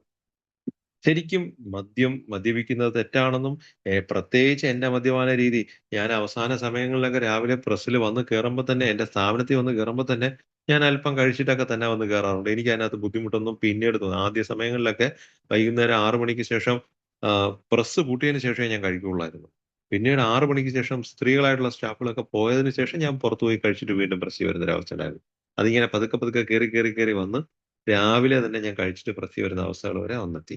ആ പ്രസ്സിൽ ഇരിക്കുന്ന സമയത്ത് തന്നെ എന്തെങ്കിലും കാര്യങ്ങൾക്ക് പുറത്തോട്ടോ എന്റെ സ്ഥാപനത്തിന്റെ ചുറ്റാതെയായിട്ട് എന്റെ വീടും എന്റെ സ്ഥാപനവും തമ്മിൽ 1.5 കിലോമീറ്റർ ദൂരമാണുള്ളത്. ഈ 1.5 കിലോമീറ്റർ ഇടയ്ക്ക് 13 ബാറുകളാണെന്നുള്ളത്. അപ്പൊ എനിക്ക് എപ്പോ വേണമെങ്കിലും സ്വതന്ത്രമായിട്ട് എങ്ങോട്ട് വേണമെങ്കിലും കേറാൻ അവസരം ഉള്ളതെന്നുള്ളതുകൊണ്ട് ഇറങ്ങിയും കേറിയും കഴിച്ചുകൊണ്ടിരുന്ന ഒരു സാഹചര്യമായിരുന്നു. എനിക്ക് തന്നെ അറിയാം ഞാൻ ഈ കാണിക്കുന്നത് തെറ്റാണ്. ഒരു ബാറിൽ തന്നെ ഏറ്റവും തൊട്ടടുത്തുള്ള ഒരു ബാറിൽ തന്നെ 8ഉം 10ഉം പ്രാവശ്യമൊക്കെ ഒരു ദിവസം കേറുന്നൊരവസ്ഥ. കേറുക, കഴിക്കുക, തിരിച്ചിറങ്ങി വരിക. 15 മിനിറ്റ് കഴിയുമ്പോൾ വീണ്ടും എനിക്ക് കഴിക്കണമെന്ന് തോന്നും. ഞാൻ വീണ്ടും ഇറങ്ങിപ്പോവും. അത്രത്തോളം മദ്യത്തിലങ്ങ് ആണ്ടുപോയൊരവസ്ഥ. പക്ഷേ അവിടെ എങ്ങും അപ്പോഴെങ്ങും എനിക്കറിയാം ഞാൻ കഴിക്കുന്നത് തെറ്റാണെന്ന്. പക്ഷേ ഒരിക്കൽ പോലും അതീന്ന് മാറി നടക്കാൻ പറ്റിയില്ല. പക്ഷേ എപ്പോഴോ എവിടെയോ ഇരുന്നോണ്ട് എന്നെക്കാളും വലിയൊരു ശക്തിയുടെ അനുഗ്രഹം ആ ഒരു കാലഘട്ടത്തിൽ അങ്ങനെയൊക്കെ പോകുമ്പോഴത്തേക്ക് ഈശ്വര വിശ്വാസത്തിനൊന്നും ഒരു കുറവുമില്ലായിരുന്നു. നല്ല കടുത്ത ഈശ്വര വിശ്വാസമൊക്കെ ഉണ്ടെന്നുള്ള ഈശ്വര വിശ്വാസം ഉണ്ടായിരുന്നു. ഉണ്ടെന്നുള്ളതല്ലല്ലോ. എനിക്ക് നല്ല വിശ്വാസം ഉണ്ടായിരുന്നു. ഞാൻ അമ്പലങ്ങളില് പ്രാർത്ഥനയും കാര്യങ്ങളും കൂട്ടായ്മയിലേക്ക് വരുന്നതിന് തൊട്ട് മുമ്പുള്ള 1 1/4 വർഷം നിരന്തരമായി ഞാൻ നിർമ്മാല്യം തൊഴുന്ന ഒരാളായിരുന്നു. അത് ആ കാര്യങ്ങളൊക്കെ പറഞ്ഞാൽ അതിനൊക്കെ പ്രത്യേക കാരണങ്ങളുണ്ടായിരുന്നു. കാര്യം രാത്രി നന്നായിട്ട് മദ്യപിച്ചിട്ട് വരികയും പെട്ടെന്ന് തന്നെ ഓഫായി പോകുന്നൊരവസ്ഥ. ഞാനങ്ങ് ഉറക്കത്തിലേക്കാണ്ട് പോയി. എപ്പോഴും ഉറങ്ങിയെന്ന് പോലും അറിയാൻ വയ്യ. വെളുപ്പാങ്കാലമാകുമ്പോൾ ഉണരും. ഉണർന്നു കഴിയുമ്പോഴത്തേക്ക് രാത്രിയിൽ എപ്പോ വന്നു എന്താണെന്ന് അറിയാൻ വയ്യാത്തൊരു മാനസികാവസ്ഥ. ആ ഒരു അവസ്ഥയിൽ നിന്ന് രക്ഷപ്പെടാനായിട്ട് പതുക്കെ എഴുന്നേറ്റ് കുളിച്ച് രാവിലെ തൊട്ടടുത്തുള്ള ഒരു അമ്പലത്തിൽ പോയി നിർമ്മാല്യം തൊഴുത് വന്ന് നിൽക്കുമ്പോഴത്തേക്ക് വീട്ടിലെങ്ങും വലിയ പ്രശ്നങ്ങൾ ഉണ്ടാവത്തില്ല. പിന്നെ രാവിലെ എഴുന്നേറ്റ് കുളിച്ചൊക്കെ പോയിരുന്നു. അത്തരം സാഹചര്യങ്ങളാണ് ഞാൻ അമ്പലത്തിൽ പോയിരുന്നത് നിർമ്മാല്യത്തിന്. പക്ഷെ ശരിക്കും ഞാൻ അവിടെ പോയി നിന്നിട്ട് പ്രാർത്ഥിക്കുമായിരുന്നു. ഞാൻ കരഞ്ഞു പ്രാർത്ഥിക്കുമായിരുന്നു. എന്നെ എന്താ ഇങ്ങനെ ആക്കിയെന്ന്. അപ്പൊ അത്തരത്തിലൊക്കെ പ്രാർത്ഥനയൊക്കെ നടന്നിരുന്നെങ്കിലും എന്റെ കുടിയുന്നതൊന്നും എന്നെ പിന്നിലോട്ട് വലിച്ചില്ല എന്നുള്ളതാണ്. ഞാൻ അവിടെ നിന്നുകൊണ്ട് തന്നെ പ്രാർത്ഥിക്കുമ്പോഴത്തേക്ക് എന്നെ പറയുകയും ചെയ്യും. എന്നെ ഇങ്ങനെ ആക്കിയതും, എന്നെ ഇങ്ങനെ കുടിപ്പിക്കുന്നതും, അതിനുള്ള സാഹചര്യങ്ങളെല്ലാം ഒരുക്കി തരുന്നതും ഭഗവാനല്ലേ എന്ന് പോലും ചിന്തിക്കുന്ന ഒരു അവസ്ഥയിലാണ് ഞാൻ അവിടെ പ്രാർത്ഥിച്ചുകൊണ്ടിരുന്നത്. എന്നാൽ ഈ സാഹചര്യത്തില് ഇത്രയൊക്കെ ആയിരിക്കുമ്പോ പോലും ആൽക്കഹോളിക്സ് അനോണിമസ് എന്ന കൂട്ടായ്മയെ കേൾക്കാനും കാണാനും അതിലേക്ക് കടന്നു ചെല്ലാനായിട്ട് എനിക്കൊരു മനസ്സും തന്നത് തീർച്ചയായിട്ടും ഈ പറഞ്ഞ എന്നെക്കാളും വലിയൊരു ശക്തി തന്നെയായിരുന്നു. മറ്റു പലരും പറഞ്ഞത് ചെയ്യാൻ കഴിയാതിരുന്ന സമയത്ത് ഇത്തരത്തിൽ എന്റെ ഉള്ളിൽ ഒരു തോന്നലുണ്ടാക്കി. തീർച്ചയായിട്ടും എനിക്കത് ഉൾക്കൊള്ളാനായിട്ട് പറ്റിയെന്നുള്ളതാണ്. പലപ്പോഴും പലയിടത്തും നമ്മൾ മീറ്റിംഗ് ഹാളിലൊക്കെ നമുക്ക് ഈശ്വര വിശ്വാസമൊക്കെ ഇല്ലാതെ പലരും ഇതിനകത്ത് വരുന്ന ഞാനൊക്കെ ഏതാണ്ട് അവസാന സമയങ്ങളിൽ ഈശ്വരനുണ്ട് പക്ഷെ എന്നിൽ പ്രവർത്തിക്കുന്നില്ല എന്നൊക്കെ ഉള്ള ഒരു അവസ്ഥയിലേക്കൊക്കെ ഞാനും പോയിരുന്നു. എന്നിലൊന്നും പ്രവർത്തിക്കുന്നില്ല. ഈശ്വരനൊക്കെ എവിടെയോ ഉണ്ട് എന്നുള്ളൊരു ധാരണയായിരുന്നു. പക്ഷേ കൂട്ടായ്മയിൽ വന്നതിന് ശേഷം കൃത്യമായിട്ടും എനിക്കത് ഉൾക്കൊള്ളാൻ പറ്റി. തീർച്ചയായിട്ടും വലിയൊരു ശക്തിയുടെ അനുഗ്രഹം ഉള്ളതുകൊണ്ട് മാത്രം തന്നെയാണ് എനിക്ക് ആൽക്കഹോളിക്സ് അനോണിമസ് എന്ന് കേൾക്കാനും കാണാനും ഇതിന്റെ ഉള്ളിൽ വരാനും ഒക്കെ ഒരു അവസരം ഉണ്ടായെന്നുള്ള കാര്യം എനിക്ക് മനസ്സിലായെന്നുള്ളതാണ്. അപ്പോ ആ ഒരു വിശ്വാസത്തിലേക്ക് തീർച്ചയായിട്ടും വിട്ടുകൊടുക്കാൻ അപ്പോ കൂട്ടായ്മയിൽ വന്നപ്പോഴത്തേക്ക് നിങ്ങളുടെ വിശ്വാസത്തിനനുസരിച്ചുള്ള വിശ്വാസത്തിലൂടെ യാത്ര ചെയ്യാനൊക്കെ ഉള്ള സ്വാതന്ത്ര്യം അവര് തന്നു. അതുകൊണ്ട് തന്നെ ആ ഒരു വലിയ ശക്തിക്ക് ഒരു പ്രത്യേക ഭാഷയോ, വേഷമോ, പേരോ ഒന്നും പറഞ്ഞു തന്നില്ല. ആ ഒരു ഹയർ പവർ എന്നുള്ള ഒരു കൺസെപ്റ്റിലേക്ക് പൊയ്ക്കോളാൻ പറഞ്ഞപ്പോഴത്തേക്ക് അതൊരു അല്പം ഒരു സ്വാതന്ത്ര്യം കിട്ടിയതുപോലെ എനിക്ക് തോന്നി എന്നുള്ളതാണ്. ഏതെങ്കിലും ഒരു ദൈവത്തിന്റെ പേര് പറഞ്ഞിട്ട് അതായിരുന്നു എന്ന് പറഞ്ഞിരുന്നെങ്കിൽ ഒരു പക്ഷേ ഇത്രത്തോളം സ്വാതന്ത്ര്യം എനിക്ക് വരൂലായിരുന്നു. അവനവന്റെ കാഴ്ചപ്പാടിലുള്ള ഒരു വലിയ ശക്തിയെ കണ്ടെത്തി മുന്നോട്ട് പോകാനൊക്കെ പറഞ്ഞപ്പോഴത്തേക്ക് തീർച്ചയായിട്ടും അത് വളരെ സഹായകരമായി എന്നുള്ളതാണ്. കാര്യം ജീവിതത്തിൽ ഒരിക്കൽ പോലും ഇനി കുടിക്കാതെ ജീവിക്കാൻ കഴിയില്ല എന്ന് വിചാരിച്ചിരുന്നിടത്തുന്ന് ഒരു മരുന്നിന്റെയോ, ഒരു ഗുളികയുടെയോ, ഒരു കൗൺസിലിങ്ങിന്റെയോ പോലും സഹായമൊന്നും ഇല്ലാതെ എനിക്ക് ഒരൊറ്റ ദിവസം കൊണ്ട് മദ്യത്തെ മാറ്റി നിർത്തി ആൽക്കഹോളിക്സ് അനോണിമസിനകത്തൂടെ യാത്ര ചെയ്യാൻ അവസരം കിട്ടിയെങ്കിൽ തീർച്ചയായിട്ടും അതൊരു വലിയ ശക്തിയുടെ അനുഗ്രഹമാണെന്ന് ഞാൻ പൂർണ്ണമായിട്ടും വിശ്വസിക്കുന്നു എന്നുള്ളതാണ്. അപ്പൊ എന്റെ ജീവിതത്തിൽ എന്നെപ്പോലൊരു മദ്യാസക്തന് അത്രത്തോളം വളരെ വളരെ അധപ്പതിച്ച അതിര് വിട്ട് കുടിച്ച് റോഡ് വക്കിലൊന്നും വീണ് കിടന്നിട്ടില്ല. വഴിയിൽ അടിപിടി കേസുകളിലൊന്നും പോയിട്ടില്ലെങ്കിൽ പോലും ഒരു ദിവസം എത്ര പ്രാവശ്യം ഞാൻ മദ്യപിച്ചു എന്നുള്ളത് അവസാന സമയങ്ങളിൽ എനിക്ക് കണ്ടുപിടിക്കാൻ കഴിയില്ലായിരുന്നു എന്നുള്ളത്. ഒരു ദിവസം എത്ര പെഗ് മദ്യം കഴിച്ചു എന്നുള്ളതും എനിക്ക് കണ്ടുപിടിക്കാൻ കഴിയില്ലായിരുന്നു. കാര്യം ഞാൻ അത്രത്തോളം മദ്യപിക്കുന്ന ഒരു അവസ്ഥയിലേക്ക് ഞാൻ എത്തിപ്പെട്ടിരുന്നു എന്നുള്ളതാണ്. ഒരുപാട് പെഗ് കഴിക്കുന്നു എന്നുള്ളതുകൊണ്ടല്ല. ഒരു ദിവസം എത്ര പ്രാവശ്യം ഞാൻ കേറുന്നു എന്ന് പോലും എനിക്ക് ഓർമ്മയില്ലാത്ത അതുകൊണ്ട് തന്നെ അത്രത്തോളം അങ്ങ് ആണ്ടുപോയൊരവസ്ഥേന്നാണ് എനിക്ക് ഒറ്റ ദിവസം കൊണ്ട് മദ്യത്തെ നീക്കി നിർത്തി പിന്നീട് കഴിക്കേണ്ടാത്തതായിട്ടുള്ള രീതിയിൽ ജീവിക്കാൻ ഒരു അവസരം ഒരുക്കി കിട്ടിയത്. തീർച്ചയായിട്ടും അതൊരു വലിയ ശക്തിയുടെ അനുഗ്രഹം ഉള്ളത് കൊണ്ട് തന്നെയാണ്. അതിനകത്ത് ഞാൻ പൂർണ്ണമായിട്ടും വിശ്വസിക്കാൻ തുടങ്ങി എന്നുള്ളതാണ്. കൃത്യമായ അളവിൽ മൂന്നാമത്തെ പടി എനിക്ക് പറഞ്ഞു തന്നു. ഞങ്ങളുടെ ഇച്ഛകളും ജീവിതവും ഞങ്ങൾ മനസ്സിലാക്കുന്ന ദൈവത്തിന്റെ സംരക്ഷണത്തിൽ വിട്ടുകൊടുക്കാൻ തീരുമാനിച്ചു എന്ന്. അപ്പോ എങ്കിൽ പിന്നെ ഇത്രയും ഈ 42 കൂട്ടായ്മയിൽ കടന്നു വരുമ്പോ എനിക്ക് 42 വയസ്സ് 43ാമത്തെ വയസ്സിലാണ് ഞാൻ കൂട്ടായ്മയിൽ കടന്നു വരുന്നത്. ആ 43 വയസ്സ് വരെ 17 വയസ്സിൽ ഞാൻ മദ്യം കഴിച്ചെങ്കിലും രുചിച്ചെങ്കിലും എന്റെ കുടി തുടങ്ങുന്നത് 28 വയസ്സിലാണ്. കൃത്യമായും ഡെയിലി മദ്യപിക്കുന്ന ഒരവസ്ഥയിലേക്ക് വന്നു. ആ 28 വയസ്സ് തൊട്ട് 43 വയസ്സ് വരെയുള്ള ആ കുടിയില് അത്രയും കാലത്തെ കുടിച്ചു മുന്നേറുകയായിരുന്നു എന്നുള്ളതാണ്. ഓരോ ദിവസം കഴിയും പ്രോഗ്രസീവ് ഡിസീസ് എന്നൊക്കെ ഉള്ളത് എന്റെ കുടിയുടെ ആ ഗ്രാഫ് എടുത്ത് നോക്കിക്കഴിഞ്ഞാൽ കൃത്യമായിട്ടും കാണാൻ പറ്റും. ഞാന് ഒരു ദിവസം പോലും മദ്യപിക്കാതിരിക്കത്തില്ലായിരുന്നു എന്നുള്ളതാണ്. പലപ്പോഴും ഞാൻ വളരെ ഇതായിട്ട് ചിന്തിക്കുന്ന ഒരു കാര്യമായിരുന്നു. ഇപ്പൊ എന്റെയൊക്കെ സുഹൃത്തുക്കളുടെ ഇടയിലൊക്കെ പലരും ശബരിമലയ്ക്കൊക്കെ പോകാൻ അവരുടെ വ്രതങ്ങൾ മതവുമായിട്ട് ബന്ധപ്പെട്ട ഏതെങ്കിലും ആവശ്യങ്ങളിലൊക്കെ വ്രതം പിടിക്കുന്ന സമയത്തൊക്കെ അവർ മദ്യപിക്കാതിരിക്കുന്ന ഒരു സാഹചര്യം ഞാൻ കണ്ടിട്ടുണ്ട്. പക്ഷെ എന്നെ കൊണ്ട് അതിനും കഴിഞ്ഞിരുന്നില്ല എന്നുള്ളതാണ്. ഏത് സാഹചര്യത്തിലും ഞാൻ മദ്യം കഴിക്കുമായിരുന്നു. എനിക്ക് അതിന് ന്യായീകരണം ഉണ്ടായിരുന്നു. ഈ ദൈവം തന്നെയല്ലേ എനിക്ക് ഇതിനുള്ള അവസരങ്ങൾ ഒരുക്കി തരുന്നത്. അതുകൊണ്ട് തന്നെ ഞാൻ കുടിക്കുന്നു എന്നുള്ള രീതിയിൽ. ഒരു മലയ്ക്ക് പോകാനായിട്ട്, ശബരിമലയ്ക്ക് പോകാനായിട്ട് വ്രതം പിടിച്ചാൽ പോലും ഞാൻ വ്രതമായിരിക്കും. മത്സ്യമാംസാദികളൊന്നും കഴിക്കാതെ കൃത്യമായി നിൽക്കുന്ന അവസരത്തിൽ പോലും ഞാൻ മദ്യം കഴിക്കുമായിരുന്നു. അത്രത്തോളം മദ്യത്തിൽ ആണ്ടുപോയിരുന്ന എന്നെയാണ് ഒരൊറ്റ ദിവസം കൊണ്ട് ആൽക്കഹോളിക്സ് അനോണിമസിന്റെ റിക്കവറി മീറ്റിംഗിൽ പങ്കെടുത്ത ഒരൊറ്റ ദിവസത്തെ, അതും ഞാൻ 7:35 മീറ്റിംഗിൽ വരുന്നു, 8 മണിക്ക് മീറ്റിംഗ് തീരുന്നു. 25 മിനിറ്റത്തെ മീറ്റിംഗ് ആണ് ആദ്യത്തെ ദിവസം ഞാൻ പങ്കെടുക്കുന്നത്. പക്ഷെ അന്ന് ആ ഒരൊറ്റ ദിവസത്തെ മീറ്റിംഗ് തന്നെ അടുത്ത ദിവസം ഞാൻ കുടിക്കാതെ മീറ്റിംഗിൽ വരണമെന്ന് തീരുമാനമെടുക്കാൻ എനിക്കൊരു അവസരം കിട്ടിയെന്നുള്ളത്. ഇന്ന് കുടിക്കാതിരിക്കാമോ എന്നുള്ള ചോദ്യം മാത്രമേ ഉണ്ടായിരുന്നുള്ളൂ. അടുത്ത ദിവസം രാവിലെയും അതേ സുഹൃത്ത് തന്നെ വിളിച്ചിട്ട് ഇന്ന് വൈകുന്നേരം വരുമ്പോഴും കുടിക്കാതെ വരണേന്ന് പറഞ്ഞപ്പോ, എനിക്കിന്ന് കുടിക്കാൻ പാടില്ല, ഇന്ന് കുടിക്കരുതെന്നുള്ളൊരു തീരുമാനമെടുത്ത്, ആ ചിന്തയോടുകൂടി അടുത്ത ദിവസവും മീറ്റിംഗിലേക്ക് കടന്നു വരാൻ എനിക്കൊരു അവസരം കിട്ടിയിട്ടുണ്ടെങ്കില്, അത് തീർച്ചയായിട്ടും എന്നെക്കാളും വലിയൊരു ശക്തിയുടെ അനുഗ്രഹം എന്നില് ഉണ്ടായത് കൊണ്ടാണ് എന്ന് തിരിച്ചറിഞ്ഞപ്പോഴത്തേക്ക്, എന്തുകൊണ്ട് ആ ഒരു ശക്തിയെ പൂർണ്ണതോതിൽ മനസ്സിലാക്കി ഇനിയുള്ള കാലം എന്റെ പ്രവൃത്തികളില് ആ ഒരു ശക്തിയുടെ ഒരു സംരക്ഷണവും കൂടെ ഒന്ന് മനസ്സിലാക്കി ആ സംരക്ഷണത്തിൽ വിട്ടുകൊടുത്ത് മുന്നോട്ട് പൊയ്ക്കൂടാന്നുള്ളത്. എനിക്ക് ആദ്യമേ ഒന്നും അത്ര ക്ലിയർ ഒന്നും ആയില്ല. അപ്പോ എനിക്ക് കഴിയാത്ത എന്റെ അനിയന്ത്രിതാവസ്ഥ മദ്യത്തിൽ മാത്രമല്ല അതിനപ്പുറത്ത് പല കാര്യങ്ങളും ഒക്കെ ഉണ്ട്. അത്തരം സാഹചര്യങ്ങളെ കൈകാര്യം ചെയ്യുന്നതിന് ഞാന് ആ വലിയ ശക്തിയെ ആശ്രയിച്ച് വിട്ടുകൊടുത്ത്, മദ്യപിക്കുന്നതിന് മുമ്പ് ഈശ്വര വിശ്വാസം ഉണ്ടായിരുന്ന അവസ്ഥയിൽ നിന്നൊക്കെ മദ്യത്തിലോട്ട് എത്തിക്കഴിഞ്ഞപ്പോഴത്തേക്ക് എന്റെ ഡിപ്പെൻഡൻസി മൊത്തം മദ്യത്തിലേക്കായി. എന്റെ എന്ത് പ്രശ്നങ്ങളിലും ഞാൻ മദ്യത്തെ ആശ്രയിക്കുന്ന ഒരവസ്ഥ വന്നു. എനിക്ക് പരിഹാരമില്ലാത്തതായിട്ട് ഒരു വിഷയവും മദ്യം മൂലം ഇല്ലാത്ത സാഹചര്യത്തിൽ വന്നു. എന്തെങ്കിലുമൊക്കെ ഞാന് എന്ത് വിഷയം ഉണ്ടെങ്കിലും 2 പെഗ് മദ്യം എടുത്ത് വെച്ചിരുന്ന് കഴിച്ച് ആലോചിച്ച് ഇറങ്ങി കഴിയുമ്പോഴത്തേക്ക് അതിന് പരിഹാരം കിട്ടിയെന്ന് ഞാൻ സ്വയം ചിന്തിച്ചെടുത്ത് കുടിക്കുന്ന ഒരാളായിരുന്നു. അത്തരം അവസ്ഥയിന്ന് മാറിയിട്ട് എനിക്ക് ഇങ്ങനെ ഒരു സാഹചര്യത്തിലേക്ക് പോവാൻ പറ്റിയപ്പോ, തീർച്ചയായിട്ടും എന്തുകൊണ്ട് ഇനിയുള്ള കാര്യങ്ങള് ഇത്തരത്തിൽ ആ ഒരു ഹയർ പവറിന് ആ ശരിയായ ദിശയിലേക്ക് ചിന്തയെ വഴിതിരിച്ച് വിടാനൊക്കെ ഒരു അവസരം കിട്ടിയപ്പോ, അങ്ങനെ ചിന്തിച്ചുകൂടാ എന്ന് ഞാൻ എനിക്ക് ചിന്തിക്കാൻ ഒരു അവസരം കിട്ടിയെന്നുള്ളതാണ്. ഈ പറയുന്ന ഈ 3ാമത്തെ പടിയിലൊക്കെ ഞാൻ എത്തുമ്പഴത്തേക്ക് യഥാർത്ഥ ദൈവത്തെ പറ്റിയുള്ള ഒരു ക്ലാരിറ്റി ഒന്നും എനിക്ക് വന്നിട്ടൊന്നുമില്ല. പക്ഷെ എന്തായാലും എനിക്ക് ഇതൊരു പ്രതീക്ഷയ്ക്ക് വകുപ്പുണ്ട്. ഇനി അങ്ങോട്ടുള്ള യാത്രയില് ഈ വലിയ ശക്തി എങ്ങനെ വിട്ടുകൊടുക്കണമെന്നൊന്നും എനിക്കറിയില്ല. എനിക്ക് വിട്ടുകൊടുക്കാനുള്ള തീരുമാനം എടുക്കുമ്പഴത്തേക്കും എങ്ങനെയാണ് എന്തെങ്കിലും ഒരു കാര്യം ഇനിയിപ്പോ അത് വിട്ടുകൊടുക്കുക. എന്നെക്കൊണ്ട് ചെയ്യാൻ പറ്റുന്ന കാര്യങ്ങൾ ഞാൻ ചെയ്യുക. ബാക്കിയുള്ള കാര്യങ്ങൾ ദൈവത്തിന് വിട്ടുകൊടുത്ത് മുന്നോട്ട് പോകാന്നൊക്കെ ഉള്ള കാര്യങ്ങളൊക്കെ പഴമക്കാരായിട്ടുള്ള ഒരു മീറ്റിംഗിൽ ഷെയർ ചെയ്യുമ്പോ, എനിക്കത് എങ്ങനെ വിട്ടുകൊടുക്കണമെന്നും എനിക്കറിഞ്ഞൂടാ.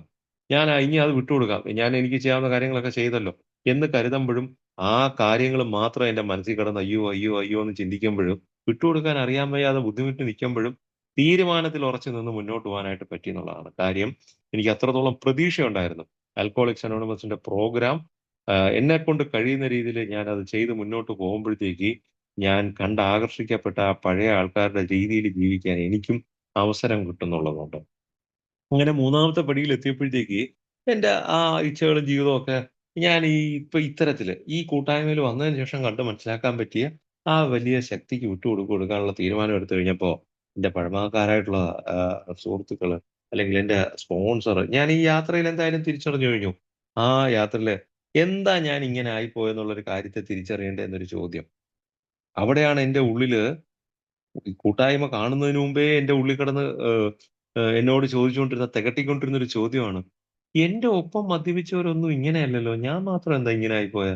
പലപ്പോഴും, പലപ്പോഴും അവസാന സമയങ്ങളിൽ സൗഹൃദങ്ങളൊക്കെ പൂർണ്ണമായിട്ട് ഒഴിവാക്കിയിരുന്നു. കാര്യം എന്റെ രീതിയിലുള്ള മദ്യപാനത്തിന് എനിക്ക് സൗഹൃദം പറ്റില്ലായിരുന്നു. ആരെങ്കിലുമൊക്കെ കൂട്ടുപിടിച്ച് പോയി കഴിഞ്ഞാൽ അവരുടെ കൂടെ അവരുടെ രീതിയിലൊക്കെ കഴിക്കാൻ പറ്റുള്ളൂ. അതുകൊണ്ട് തന്നെ എന്റെ ഇഷ്ടത്തിന് കഴിക്കാൻ വേണ്ടി ഒറ്റയ്ക്കുള്ള മദ്യപാനമായിരുന്നു അവസാന സമയങ്ങളിലൊക്കെ നടത്തിയിരുന്നത്. പിന്നെ നിരന്തരം ബാറിൽ പോകുമ്പോഴത്തേക്ക് അതും പറയാതിരിക്കാൻ പറ്റില്ല. ഈ പറയുന്ന ടൗണിനകത്തുള്ള 13 ബാറുകളിലും ഞാൻ നിരന്തരം കേറുന്നത് കൊണ്ട് തന്നെ, എന്നെപ്പോലെ കുടിച്ചുകൊണ്ടിരിക്കുന്നവരെ എനിക്ക് എല്ലാ സ്ഥലങ്ങളിലും നിരന്തരം കാണാൻ പറ്റുമായിരുന്നു.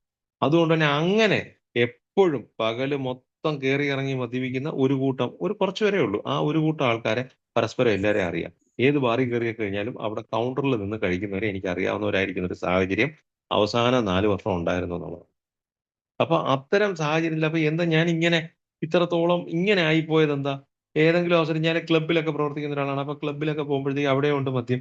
ആ മദ്യം കഴിച്ച് കഴിയുമ്പോഴത്തേക്ക് അന്ന് രാത്രി അവരെല്ലാ കാര്യങ്ങളെല്ലാം കഴിഞ്ഞ് എല്ലാരും പിരിഞ്ഞു പോകുന്നു. ഞങ്ങളെല്ലാരും ഒരുമിച്ച് തന്നെയായിരിക്കും പിരിയുന്നത്. പക്ഷെ അവര് പിരിഞ്ഞ് എല്ലാരും വീടുകളിൽ പോകുമ്പഴത്തേക്ക് ഞാൻ മാത്രം വീണ്ടും കറങ്ങി, കറങ്ങി വീണ്ടും എനിക്ക് ഒന്നൂടെ ഒന്ന് കുടിക്കണം. എനിക്ക് പിന്നെ ഒന്നൂടെ കുടിക്കണം. അതിനുവേണ്ടി ഞാൻ പോകുന്നു. അല്ലാതെ തന്നെ സ്വാഭാവികമായി എനിക്ക് ആവശ്യത്തിന് ഞാൻ മദ്യം കഴിച്ചു കഴിഞ്ഞിട്ട് വീട്ടിലെത്തിക്കഴിഞ്ഞാലും വീടിന്റെ ഫ്രണ്ടിലെത്തുമ്പഴത്തേക്ക് പതുക്കെ വണ്ടി ഓഫ് ചെയ്ത് ഉരുട്ടി മാറ്റി തിരിച്ച് കുറച്ച് ഉരുട്ടി കൊണ്ടുപോയി വീണ്ടും ബാറിൽ പോയി വീണ്ടും മദ്യപിക്കുന്ന ഒരു സാഹചര്യം. അത് എന്താണ് ഞാനെന്താ ഇങ്ങനെ ആയിപ്പോയത്? എനിക്ക് മാത്രം എന്താ ഇത്?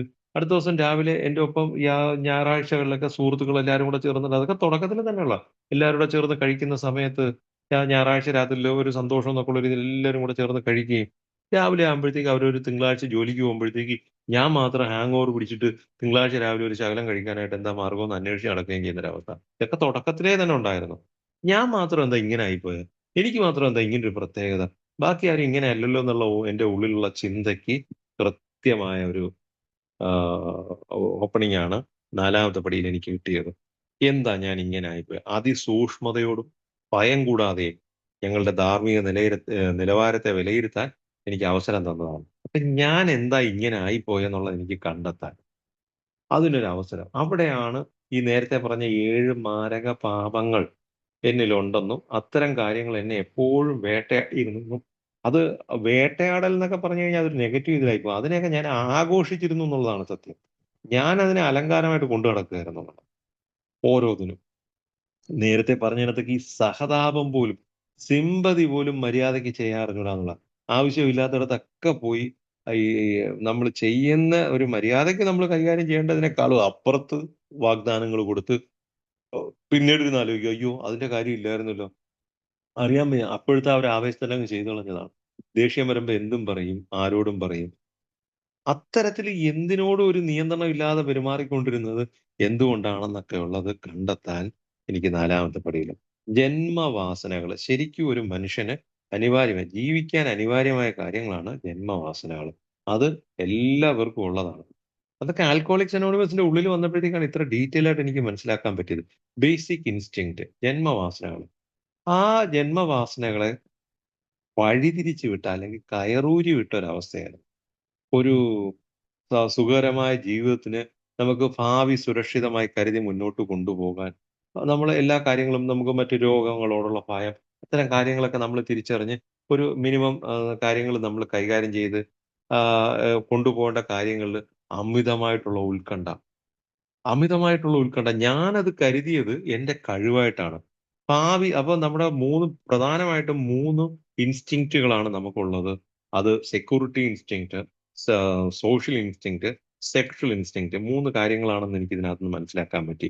ഇത്തരം കാര്യങ്ങളിലൊക്കെ ഉള്ള എനിക്ക് പറ്റിയ ആ ആ വഴിതിരിഞ്ഞു പോയൊരവസ്ഥ. സെക്യൂരിറ്റി ഇൻസ്റ്റിങ്ക്റ്റ്ന്റെ കാര്യം തന്നെ എടുക്കുമ്പോ, എന്റെ ഭാവി സുരക്ഷിതമായി കരുതിക്കൊണ്ട് പോകേണ്ടതിന്റെ ഉത്തരവാദിത്തം എനിക്കുണ്ട്. നാളെ എനിക്ക് എന്റെ കാര്യങ്ങൾ എങ്ങനെയായിരിക്കും എന്നുള്ളതിനെ പറ്റി, ഒരു രോഗത്തെ പറ്റിയുള്ള ഒരു ആകാംക്ഷ. ഇത്തരം കാര്യങ്ങൾ ഞാൻ ഒരു നോർമൽ ലെവലിൽ ചിന്തിക്കേണ്ടത് അതിന്റെ അതിന്റെ എക്സ്ട്രീം എൻഡിൽ പോയി ചിന്തിക്കുന്ന ഒരവസ്ഥ. അവിടെയാണ് 10 വയസ്സ് പോലും ആകുന്നതിന് മുമ്പ് 5 സെന്റ് സ്ഥലം വാങ്ങണോന്ന് മനസ്സിൽ എന്റെ ഉള്ളിൽ തോന്നിയൊരാഗ്രഹം. എനിക്ക് അറിഞ്ഞൂടായിരുന്നു. ഞാൻ കരുതിയത് ആ ജീവിതത്തെ വളരെ സീരിയസ് ആയിട്ട് കാണുന്നതുകൊണ്ടായിരിക്കും. എനിക്ക് അങ്ങനെ ഒരു അനുഭവമുണ്ട്. ഞാൻ 10 വയസ്സാവുന്നതിന് മുമ്പ് തന്നെ എനിക്ക് 5 സെന്റ് സ്ഥലം മേടിച്ച് അതിനകത്ത് വീട് വെക്കണമെന്നൊരു ആഗ്രഹം തോന്നിയ ഒരാളാ. സ്കൂളിൽ പഠിക്കുന്ന സമയത്ത്. അത് കൂട്ടായ്മയിലെത്തി 4ാമത്തെ പടിയില് എന്റെ പ്രോഗ്രാമിന്റെ ഭാഗമായിട്ട് ചിന്തിച്ചപ്പോഴത്തേക്കാണ് എന്റെ ആ അതിരുവിട്ട ആ പേടിയായിരുന്നു. എന്റെ ഭാവി സുരക്ഷിതമാക്കാൻ എന്ത് ചെയ്യണം? എങ്ങനെ കൂടുതൽ പണം ഉണ്ടാക്കണം? എങ്ങനെ എന്റെ മക്കളുടെ ഭാവി സുരക്ഷിതമാക്കണം? അവരെ നന്നായിട്ട് പഠിപ്പിക്കണം. അവർക്ക് നല്ല കാര്യങ്ങൾ കൊടുക്കണം. എനിക്ക് സുരക്ഷിതമായി ജീവിക്കണം. അതിനു വേണ്ടിയിട്ട് ഞാൻ കൂടുതൽ പണം സമ്പാദിക്കേണ്ടതുണ്ട്. സെക്യൂരിറ്റി ഇൻസ്റ്റിങ്ക്റ്റിന്റെ ഭാഗമായിട്ടാണ്. അതിന് വേണ്ടിയിട്ട് ഞാൻ ഒരുപാട് പണം അതുകൊണ്ട് തന്നെ ഞാൻ കൂടുതൽ ജോലി ചെയ്യേണ്ടതുണ്ട്. എന്റെ കയ്യിൽ കിട്ടിയിരിക്കുന്ന ആ കഴിവ് വെച്ചിട്ട് എനിക്ക് ഒരു ജോലി പ്രവർത്തിക്കാനുള്ള ഒരു അവസരം കിട്ടിയിട്ടുണ്ട്. ആ ഒരു പ്രവൃത്തി വെച്ചിട്ട് പരമാവധി പണം ഉണ്ടാക്കുക. എനിക്ക് അതിനപ്പുറത്ത് എങ്ങനെ ഉണ്ടാക്കാൻ പറ്റും? അതായിരുന്നു എന്റെ ചിന്ത. അത്തരത്തിലായിരുന്നു ഞാൻ ജീവിച്ചു പോന്നിരുന്നത്. ഇതിനെയാണ് ഞാൻ വളരെ നേരത്തെ പോളിഷ് ചെയ്ത് പറഞ്ഞിരുന്നത്. എന്റെ 17 വയസ്സിന് ശേഷം ഞാൻ ആരോടും നിന്നും എന്റെ കുടുംബത്തിൽ നിന്ന് പോലും ഞാൻ പൈസ മേടിച്ചിട്ടില്ല എന്നൊക്കെ പറയുന്നത്. പക്ഷേ ഇത്തരത്തിലുള്ളൊരു ആർത്തി പിടിച്ച പ്രതിഭാസമായിരുന്നു പണത്തിനോട്. അത്തരത്തിലേക്ക് പണം സമ്പാദിക്കാനായിട്ടുള്ള യാത്രയില് മറ്റൊരാൾക്കൊരു ബുദ്ധിമുട്ടൊക്കെ വന്നാലൊന്നും എനിക്കത് വലിയ പ്രശ്നമൊന്നും ആയിരുന്നില്ല. എന്റെ ഒപ്പം ഉള്ള ഒരാളിന് ഒരു ഇച്ചിരി ബുദ്ധിമുട്ടൊക്കെ വന്നാൽ അത് എന്റെ കഴിവാണ്. അല്ലെങ്കിൽ ഞാൻ എന്റെ ആവശ്യത്തിന് വേണ്ടി ചെയ്യുമ്പോ അങ്ങനെയൊക്കെ സംഭവിക്കും എന്നുള്ള രീതിയില് അതിനെയൊക്കെ ലളിതവൽക്കരിച്ചുകൊണ്ട് മറ്റാരുടെയും പ്രശ്നങ്ങൾ പരിഗണിക്കാതെ എന്റെ ആവശ്യത്തിന് മാത്രം ഞാൻ താല്പര്യം കൊടുത്ത് മുന്നോട്ട് പോകുന്നൊരവസ്ഥ. വളരെ സ്വാർത്ഥനായിട്ട് മുന്നോട്ട് പോകുന്നൊരവസ്ഥ. അതായിരുന്നു എന്റെ ആ സ സ്വ സെക്യൂരിറ്റി ഇൻസ്റ്റിങ്ക്റ്റിന്റെ ഭാഗമായിട്ട് ഞാൻ കണക്കെടുത്തപ്പോ എനിക്ക് എന്നെ മനസ്സിലാക്കാൻ പറ്റിയത്. ഇവിടെയാണ് എന്റെ വഴിതിരിഞ്ഞു പോയ ജന്മവാസനകളെന്ന്. അപ്പം മിനിമം നമ്മള് ഇത്തരം കാര്യങ്ങളൊക്കെ എല്ലാരും പുലർത്തേണ്ടതാണ്. ഭാവി സുരക്ഷിതമാക്കാൻ, രോഗത്തെ പറ്റി പഠിക്കാൻ. ആകാംക്ഷയാണ്. മക്കൾ ഇനി എന്താവും? അവരുടെ ഭാവി എന്താവും? അവരെങ്ങനെ 1 ക്ലാസ്സിൽ കൊണ്ട് സ്കൂളിൽ ചേർക്കുമ്പോഴത്തേക്ക് തന്നെ അവരെ 10 ക്ലാസ്സിലെ കാര്യങ്ങളാണ് ഞാൻ ചിന്തിച്ചുകൊണ്ടിരുന്നത്. അത്തരത്തിലുള്ള അവസ്ഥ എപ്പോഴും എന്തിനും എല്ലാം എല്ലാം ഞാൻ അതൊക്കെ ഭയങ്കര ഇതായിട്ട് പറഞ്ഞു. എന്റെ കൂട്ടായ്മയിൽ വന്നു കഴിഞ്ഞപ്പോ ഞാൻ ആദ്യം പറഞ്ഞു, "എന്റെ കുട്ടികളെയൊക്കെ ഞാൻ നന്നായിട്ടാ പഠിപ്പിക്കുന്നെ. നല്ല സ്കൂളിൽ വിട്ടാ പഠിപ്പിക്കുന്നെ." ഇതൊക്കെ എന്റെ ആ ഒരു ഭയമായിരുന്നു എന്നുള്ളതാണ്. ഈ സെക്യൂരിറ്റി ഇൻസ്റ്റിങ്ക്റ്റിന്റെ ഭാഗമായിട്ട് എന്റെ ഉള്ളിൽ അടിഞ്ഞുകൂടിയിരുന്ന ഭയമാണ്. ഇവരെന്താവും, എന്താവും, എന്താവും എന്നുള്ളൊരു കാര്യം. ഇതെന്റെ രോഗമായിരുന്നു എന്നുള്ളത് എനിക്ക് തിരിച്ചറിയാൻ പറ്റിയത് ഇവിടെ വെച്ചിട്ടാണ്. ആ സെക്യൂരിറ്റി ഇൻസ്റ്റിങ്ക്റ്റിൽ അങ്ങനെയായിരുന്നെങ്കില് സോഷ്യൽ ഇൻസ്റ്റിങ്ക്റ്റ് എന്ന് പറഞ്ഞ തലത്തിലും സാമൂഹികമായിട്ടുള്ള ആ ഒരു തലത്തിലും ഞാൻ വളരെ പ്രശ്നക്കാരനായിരുന്നു എന്നുള്ളതാണ്. 4 പേര് കൂടുന്നിടത്ത് എന്നെ ഒന്ന് പൊക്കി പറയുക, എന്നെ ഒന്ന് അംഗീകരിപ്പിക്കുക. അത് ഞാൻ പൊക്കി പറയാനായിട്ട് ശ്രമങ്ങളൊന്നും നടത്തണ്ട. അവരാരെങ്കിലും എന്റെ പേരൊന്ന് എടുത്ത് പറഞ്ഞു കഴിഞ്ഞാൽ എനിക്ക് അതിനകത്ത് വല്ലാത്തൊരു തൃപ്തി അടയുന്നൊരവസ്ഥ. ഒരുപക്ഷെ എനിക്ക് അത്രത്തോളം കഴിവും പ്രാപ്തിയൊന്നും ഇല്ലെങ്കിൽ പോലും, അവിടെയൊക്കെ ഞാൻ അതിനു വേണ്ടിയിട്ട് പിന്നെ എന്തും ചെയ്യുന്നൊരവസ്ഥയിലേക്ക് പോയി. അവിടെയാണ് ഞാൻ ഈ നേരത്തെ പറഞ്ഞ കണക്ക് സിമ്പതി പോലും എനിക്ക് മര്യാദയ്ക്ക് പെരുമാറാൻ അറിഞ്ഞുകൂടായിരുന്നു എന്നുള്ള കാര്യത്തെ ഞാൻ തിരിച്ചറിയാൻ പറ്റിയത്. കാര്യം ആരെങ്കിലും എന്തെങ്കിലുമൊക്കെ പറഞ്ഞ്, ആ ഷൈജുവിന്റെ അടുത്ത് പറഞ്ഞു കഴിഞ്ഞാൽ ആ കാര്യങ്ങൾ അവർ വേണ്ട രീതിയിലൊക്കെ പ്രവർത്തിച്ചു തരും എന്നൊക്കെ പറയും. ക്ലബ്ബിൽ ആ ഒരു അങ്ങനെ സോഷ്യൽ പ്രവർത്തനങ്ങളൊക്കെ ഉള്ളിടത്ത് തന്നെ എന്തിന്, എന്തിന് ഞാൻ എന്റെ ഞാനത് എന്റെ ഒരു സ്ഥാപനത്തില് എന്റെ മെയിനായിട്ട് നിന്ന ഒരു സ്റ്റാഫ് പെട്ടെന്ന് അവിടുന്ന് പോയപ്പോഴത്തേക്ക് അയാള് ഒരു സാഹചര്യത്തിൽ അയാള് പോയി. പോയ സമയത്തേക്ക് ഞാൻ ഇനി അങ്ങോട്ട് എങ്ങനെ മുന്നോട്ട് പോകും? ഞാൻ പ്രസ്സിന്ന് പുറത്തോട്ട് ഇറങ്ങി കഴിയുമ്പോഴത്തേക്ക് അവിടെ എല്ലാ കാര്യങ്ങളും കൈകാര്യം ചെയ്യുന്നത് ആ മനുഷ്യനായിരുന്നു. ഒരു കസ്റ്റമർ വന്നു കഴിഞ്ഞാൽ ഡീൽ ചെയ്യുന്നത്. അപ്പൊ അയാൾ ഇല്ലാതാകുമ്പോ എനിക്കിനി എന്ത് ചെയ്യും എന്നുള്ളതിന്റെ ഭയങ്കരമായ പേടി കാരണം ഞാൻ ഞങ്ങളുടെ മറ്റൊരു സ്റ്റാഫിനെ, ഒരു ലേഡി സ്റ്റാഫിനെ ഞാൻ ആ ലെവലിലേക്ക് മുന്നോട്ട് കൊണ്ടുപോകുന്നു. അവർക്ക് അതിനുള്ള പ്രാപ്തിയൊന്നും ഉള്ളവരായിരുന്നില്ല. പക്ഷെ ഞാൻ അവരെ ഫ്രണ്ടിൽ കൊണ്ടുവന്ന് അവരെ നിർത്തി സംസാരിപ്പിക്കുകയും അവരെ കൊണ്ട് കാര്യങ്ങൾ പറയുകയും ചെയ്തു. അവരെ കൂടുതൽ പ്രൊമോട്ട് ചെയ്യാൻ വേണ്ടിയിട്ട് അവര് കൂടുതൽ ഊർജ്ജം ഉൾക്കൊണ്ട് അവരാ ഒരു അവരുടെ ഒരു ആത്മാർത്ഥത കൂടട്ടെ എന്നുള്ള രീതിയിൽ ഞാൻ അവർക്ക് അന്ന് പറഞ്ഞത് അവരുടെ മോളുടെ വിവാഹം വന്നപ്പോഴത്തേക്ക് ആ കല്യാണത്തിന്റെ ചെലവ് സ്വർണ്ണം ഉൾപ്പെടുന്നൊന്നുമല്ല. സ്വർണ്ണം ഉൾപ്പെടെ അല്ലാതെ ആ വിവാഹത്തിന്റെ ചെലവ് കാര്യങ്ങളെല്ലാം ഞാൻ ചെയ്തോളാം എന്ന് വാക്ക് കൊടുത്തു. ഞാൻ അത് ചെയ്തത് എന്തിനാന്ന് ചോദിച്ചു കഴിഞ്ഞാൽ, ആ സമയത്ത് ഞാൻ ബാറിൽ ഇരുന്നോണ്ടാണ് ഇവരെ നിയന്ത്രിക്കുന്നത്. ഇവര് ഫ്രണ്ടിലിരിക്കുകയും എനിക്ക് എന്റെ കസ്റ്റമേഴ്സ് ആരെങ്കിലും കടയിൽ വന്നു കഴിഞ്ഞാൽ എന്നെ സുരക്ഷിതമായി ഞാൻ ഏതെങ്കിലും വർക്കിന്റെ ആയിട്ട് എവിടെയാണെന്നൊക്കെ പറയുമ്പോഴത്തേക്കും, അത് ഇവരെ ഫ്രണ്ടിൽ നിർത്തി ഞാൻ കളിക്കുന്ന ഒരു അവസ്ഥ ഉണ്ടായിരുന്നത് കൊണ്ട് തന്നെ, അവരെ എനിക്ക് ആവശ്യമായിരുന്നുണ്ട്. അവര് കൂടുതൽ ഇതാവാൻ വേണ്ടിയിട്ട് അവരുടെ മോളുടെ വിവാഹത്തിന്റെ ഞാൻ പിന്നീടിരുന്ന് ആലോചിച്ചു. എനിക്കതിന്റെ അങ്ങനെ ഒരു ഉത്തരവാദിത്വം ഏൽക്കേണ്ട കാര്യമൊന്നും എനിക്കില്ലായിരുന്നു. അപ്പൊ ഈ മര്യാദയ്ക്ക് പെരുമാറാൻ അറിഞ്ഞൂടാന്നുണ്ട്. അവിടെ ആളാവാൻ വേണ്ടി എന്തും ചെയ്യുന്ന ഒരവസ്ഥയിലേക്ക് അത്തരത്തില് കൂട്ടായ്മയിൽ എത്തിയതിന് ശേഷമൊക്കെ ഈ പ്രശ്നങ്ങളുണ്ടായിരുന്നു. കൂട്ടായ്മയിൽ വന്നതിന് ശേഷവും അതൊക്കെ അത്തരത്തിലൊക്കെ സംസാരിക്കാൻ പോവാണെങ്കിൽ ഒരുപാട് വിശാലമായിട്ട് പോകും. കൂട്ടായ്മയിൽ വന്നതിന് ശേഷം ഷൈജു അങ്ങനെ പറഞ്ഞത് കേട്ടപ്പോഴത്തേക്ക് എനിക്ക് തിരിഞ്ഞുന്ന് പറഞ്ഞ് ഒരാള് പറഞ്ഞു കഴിഞ്ഞാൽ പിന്നെ ഞാൻ അവിടെ അവനെയും കൊണ്ടേ നടക്കത്തുള്ളൂ പിന്നെ. അത്തരത്തില് ഈ പടി കൃത്യമായി എനിക്ക് ഇത്തരം കാര്യങ്ങൾ തിരിച്ചറിയാൻ പറ്റുന്നതിന് തൊട്ട് മുമ്പ് വരെ ഏത് സാഹചര്യത്തിൽ ആരെങ്കിലും എവിടെയെങ്കിലും എന്നെ ഒന്ന് ഇച്ചിരി ഒന്ന് ഉയർത്തി പറഞ്ഞാൽ, പൊക്കി പറഞ്ഞാൽ, എന്റെ പേര് കണ്ടു കഴിഞ്ഞാൽ, കേട്ട് കഴിഞ്ഞാൽ എനിക്ക് അതിനകത്തൊരു വലിയ തൃപ്തി, സന്തോഷം. കാര്യം എനിക്ക് തന്നെ നല്ല ധാരണയുണ്ട് എനിക്ക് അത്രത്തോളം കഴിവില്ലായിരുന്നു എന്നുള്ളത്. അതുകൊണ്ട് തന്നെ അത്തരത്തില് വഴിതെറ്റിപ്പോയ സണ്ണി ചേട്ടൻ എപ്പഴും പറയും, വന്യവൽക്കരിക്കപ്പെട്ട ജന്മവാസനകൾ. ഇനി മൂന്നാമതൊരു തലം കൂടെ ഇതിനകത്ത് പറഞ്ഞുതരാം. Sexual instinct. ശരിക്കും മനുഷ്യന്റെ പ്രജനനത്തിന് വേണ്ടിയിട്ട് മനുഷ്യന് ഉള്ള ഒരു വികാരമാണ് ഈ സെക്സ് എന്ന് പറയുന്നത്. തീർച്ചയായിട്ടും അവന്റെ ഭാവി തലമുറ ഇത് കൊണ്ടുപോകാൻ വേണ്ടിയിട്ടുള്ള ഒരു മാർഗമായിട്ട് സെക്സ് അനിവാര്യമായ കാര്യമാണ്. ഫിസിക്കൽ ഇതാണ്. പക്ഷേ ആൽക്കഹോളിക്സ് ആയിട്ടുള്ള എന്നെപ്പോലെ ഒരാളിന് ഈ കാര്യത്തിലും അമിതമായിട്ടുള്ള ആർത്തി വരുന്നൊരവസ്ഥ. കൃത്യമായി ഈ 3 കാര്യങ്ങളിലും നമുക്കൊരു കാര്യം പറയാം. പെർഫോമൻസ് കുറവും ഡിസയർ കൂടുതലും ആയിട്ടുള്ളൊരവസ്ഥ. അത് സെക്യൂരിറ്റി ആയാലും, സെക്സ് ആയാലും, സോഷ്യൽ ആയാലും അതിനകത്ത് 3 നമുക്കത് കണ്ടെത്താൻ പറ്റും. പെർഫോമൻസ് കുറവായിരിക്കും. പക്ഷേ ഡിസയർ കൂടുതലായിരിക്കും. ആ ഒരു കാര്യം എന്തിനോടും ഒരു ആർത്തി പിടിച്ചൊരവസ്ഥ. എന്ത് കണ്ടു കഴിഞ്ഞാലും അത് എനിക്ക് വേണം, എനിക്കുണ്ടാകണം. അതിനുവേണ്ടി എനിക്ക് എന്ത് ചെയ്യാൻ പറ്റും? പക്ഷെ ഞാനിത് ഇത്ര ക്ലാരിറ്റിയിലായിരിക്കത്തില്ല എന്റെ ചിന്തകള് പോകുന്നത്. പക്ഷേ എനിക്കും അത് കിട്ടണം. എനിക്ക് അതും കൂടെ കിട്ടിക്കഴിഞ്ഞാൽ കൊള്ളാം. അതുപോലെ തന്നെയാണ് സെക്സിനകത്തുമൊക്കെ നമുക്ക് വല്ലാത്തൊരു അഭിനിവേശം ഉണ്ടായിരുന്നു. ഞാനൊക്കെ എന്റെ ഒരു കാര്യത്തിലൊക്കെ ഒരു 10, 13 വയസ്സൊക്കെ ആയപ്പോഴത്തേക്ക് തന്നെ ഇതിനകത്ത് വല്ലാത്തൊരു കമ്പവും കൗതുകവും ഒക്കെ തോന്നി ആ പ്രായത്തിന്റേതായിട്ടുള്ള സമയത്ത്. എന്റെ ഒപ്പമുള്ള കുട്ടികൾക്കൊന്നും അത്തരത്തിലില്ല. അപ്പൊ ഞാൻ കരുതി എനിക്കെന്തോ പ്രത്യേകത ഉണ്ടെന്നുള്ളതാണ്. എനിക്കെന്തോ ഇക്കാര്യത്തിൽ ഒരു ഇച്ചിരി പ്രത്യേകതയുണ്ട് എന്നുള്ള രീതിയിൽ. അത്തരത്തിൽ അതിന് വേണ്ടിയിട്ടും വഴിവിട്ട രീതിയില് വളരെ മോശമായിട്ടുള്ളൊരു ജീവിത രീതിയൊന്നും നയിക്കണമെന്നൊന്നും ഇല്ലെങ്കിൽ കൂടിയും, പക്ഷെ ഇത്തരം കാര്യങ്ങളിലേക്ക് നമുക്കൊരു പ്രത്യേക താല്പര്യം ഉണ്ടാവുന്നത്. അതുമൊക്കെ പിന്നീട് ഈ കൂട്ടായ്മയിൽ വന്ന് വളരെ നാളുകൾക്ക് ശേഷം ഈ പ്രോഗ്രാം കൃത്യമായി ഉൾക്കൊണ്ടതിന് ശേഷമാണ് എന്റെ ഇത്തരം വൈകല്യങ്ങൾ ആരോടെങ്കിലുമൊക്കെ നമുക്കൊരു സംസാരിക്കാൻ ഒരു അവസരം കിട്ടിയാൽ പോലും നമ്മൾ സംസാരിച്ച് കൂടുതൽ കടുകേറി പോകുന്നൊരവസ്ഥ. നമ്മൾ ഒരാളിനെ എവിടെ നിർത്തണം, എങ്ങനെ നിർത്തണം എന്ന് അറിയാൻ വയ്യാത്തൊരവസ്ഥ. സ്ത്രീകളോടാണെങ്കിൽ പോലും. അപ്പൊ അത്തരത്തിൽ ഒരുപാട് കാര്യങ്ങൾ ഇത് തിരിച്ചറിയാൻ കുറച്ച് തോനെ സമയം വേണ്ടി വന്നു എന്നുള്ളതാണ്. ഇഴകീറി പരിശോധിക്കാനായിട്ടാണ് എന്റെ ധാർമ്മിക നിലവാരത്തെ വിലയിരുത്താൻ പറഞ്ഞപ്പോ, ഇഴകീറി പരിശോധിക്കാനുള്ള അവസരമാണ് ഈ ഓരോന്നിനകത്തും കിട്ടിയത്. ഓരോ കാര്യങ്ങൾ നോക്കുമ്പോഴത്തേക്കും എന്തുകൊണ്ടാണ് ആ 2 പേര് ചേർന്ന് ഒരു വർക്ക് ചെയ്തപ്പോഴത്തേക്ക് അതിനകത്ത് മറ്റവനെ ഒന്ന് എന്റെ ഭാഷയിൽ പറയുകയാണെങ്കിൽ അവനൊരു ചെറുതായിട്ട് അവനെ ഒന്ന് ഒതുക്കി നിർത്തിക്കൊണ്ട് കൂടുതൽ പങ്ക് ഞാൻ പറ്റാൻ ശ്രമിച്ചത് എന്തുകൊണ്ടാണെന്നുള്ള. എന്റെ കഴിവുകൊണ്ടാണ് അല്ലെങ്കിൽ അവന് അത്രയും കഴിവുള്ളതുകൊണ്ട് അവന് അത് മതി എന്ന് ഞാൻ അത് ചെയ്ത് എന്റെ സാമർത്ഥ്യം കൊണ്ട് അത്തരത്തിൽ ചെയ്തിരുന്നത് എന്റെ ആ ആർത്തി എന്നുള്ള പ്രതിഭാസമായിരുന്നു എന്നുള്ളത് തിരിച്ചറിയാൻ എനിക്ക് എന്റെ നിലവാരം പരിശോധിച്ചപ്പോഴത്തേക്കും മാത്രമേ എനിക്ക് പറ്റിയുള്ളൂ എന്നുള്ളതാണ്. അങ്ങനെ എന്റെ 4ാമത്തെ പടിയിൽ ശരിക്കും ആൽക്കഹോളിക്സ് അനോണിമസിനകത്ത് അവന് ആത്മനെ അറിയുന്ന നമ്മുടെ ജോസഫ് സാർ എപ്പോഴും പറയും ആത്മനെ അറിയുന്ന പ്രോഗ്രാമാണെന്ന്. തൊടുപുഴ. അപ്പൊ അത് അദ്ദേഹം പറയുന്ന പോലെ നമ്മളെ തിരിച്ചറിയാൻ, അവനവനെ തിരിച്ചറിയാൻ ഈ 4ാമത്തെ പടിയില് കൃത്യമായും കഴിയുമെന്നുള്ളതാണ്.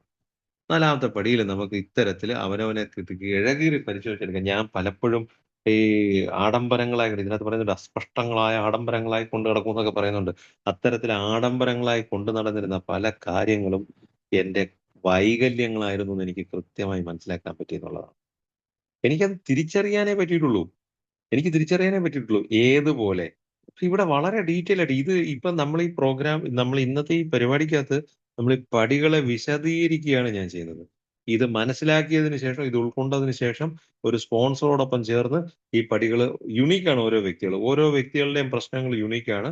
കൃത്യമായി ഒറ്റയ്ക്ക് അവര് സ്വന്തമായിട്ട് പ്രാക്ടീസ് ചെയ്യാൻ ശ്രമിക്കുക എന്നുള്ളത് തന്നെയാണ് ഇതിനകത്ത്. ഒറ്റയ്ക്കെന്നല്ല സ്പോൺസറുമായിട്ട് ചേർന്ന് ഒറ്റയ്ക്ക് അത് പരിശീലിക്കാൻ ശ്രമിക്കുക എന്നുള്ളതാണ്.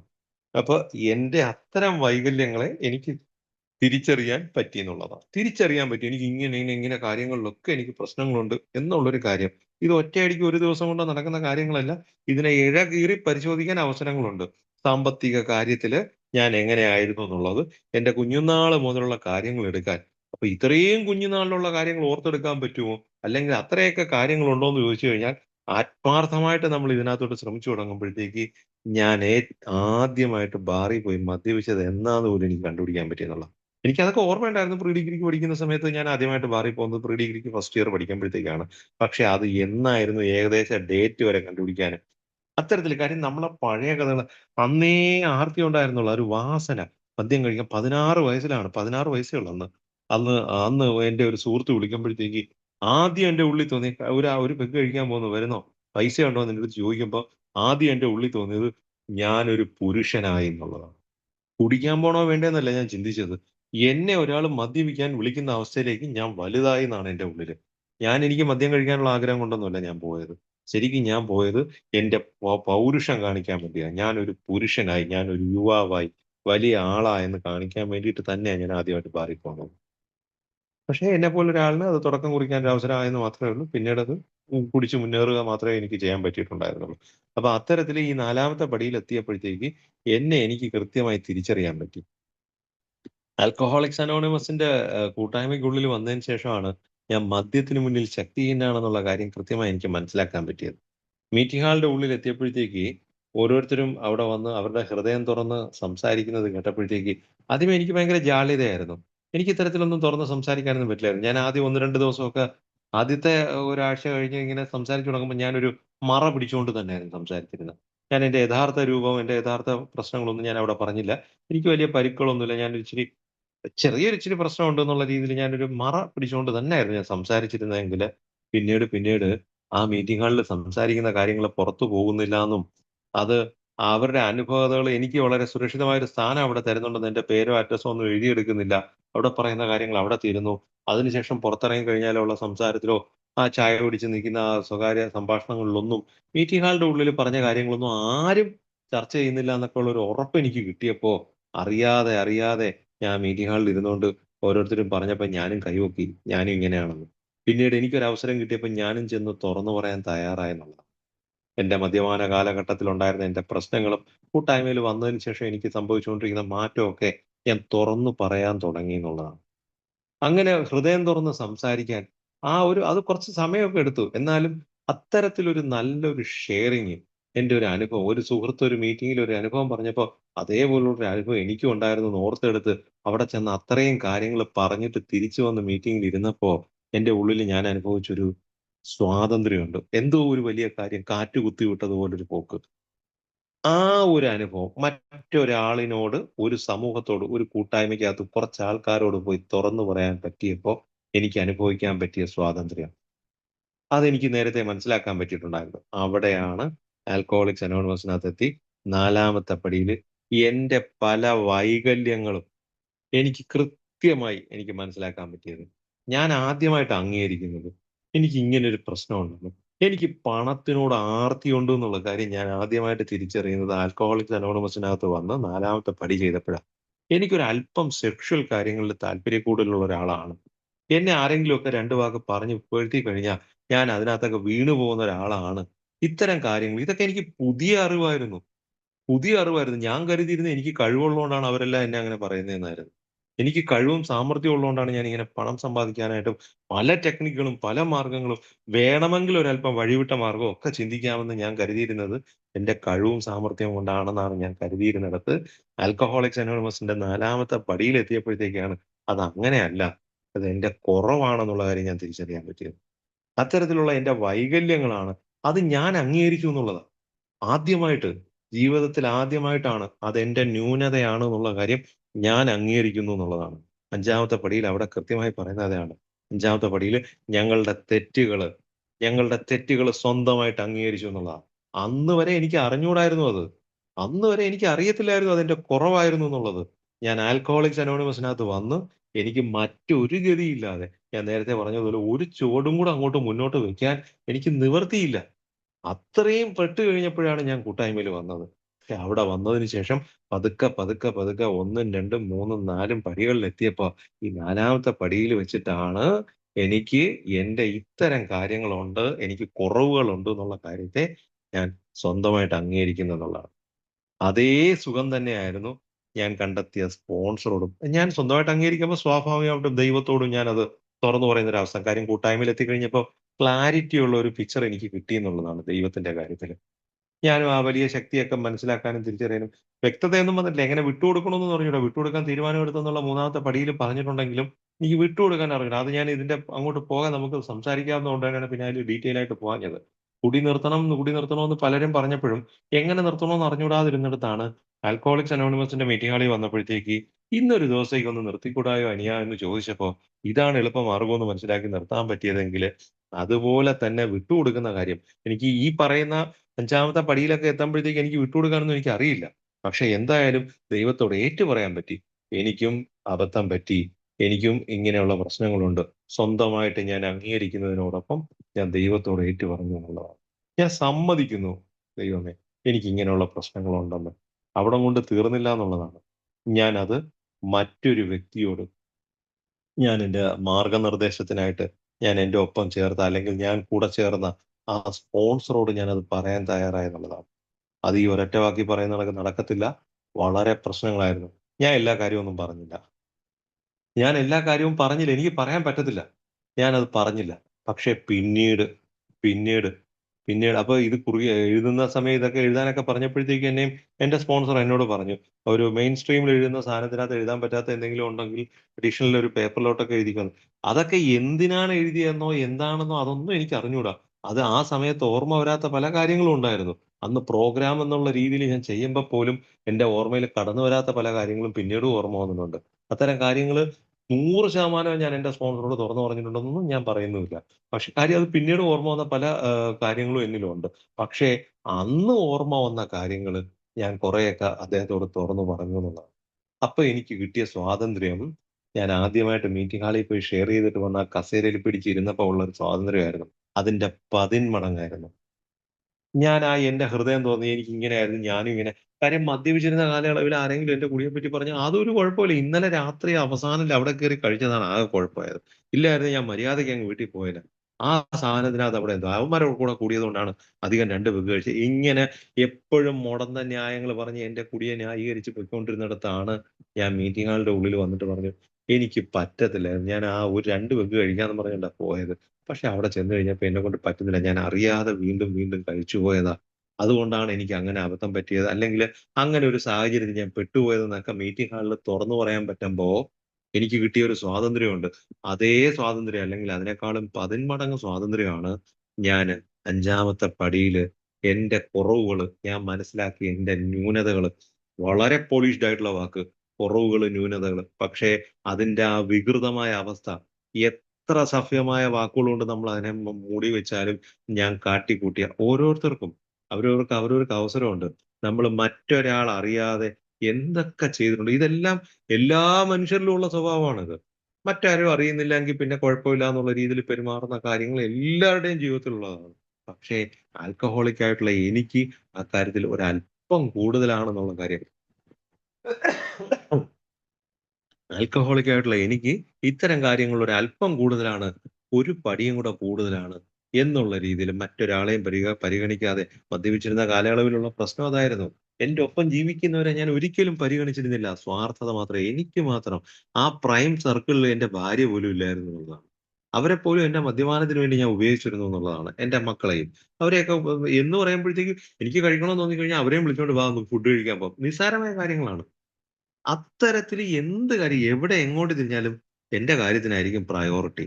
അത്തരത്തില് പെരുമാറിയിരുന്നിടത്ത് അത്തരം പ്രശ്നങ്ങൾ കൊണ്ട് ഞാൻ ജീവിതത്തിൽ കാട്ടിക്കൂട്ടിയ കാര്യങ്ങള് ഏതൊക്കെ കാര്യങ്ങളിൽ ഏതൊക്കെ അറ്റം വരെ ഞാൻ പോയിരുന്നു എന്നുള്ളത് ഇഴ കീറി എടുക്കാൻ എനിക്ക് 4-മത്തെ പടിയിൽ പറ്റിയത് ഞാൻ ആത്മാർത്ഥമായിട്ട് ഞാൻ അത് ഏൽക്കുകയും ഞാൻ ആ ദൈവത്തോട് സമ്മതിക്കുകയും എന്റെ സ്പോൺസറോട് ഏറ്റു പറയാൻ ഞാൻ തയ്യാറാവുകയും ചെയ്തു എന്നുള്ളതാണ്.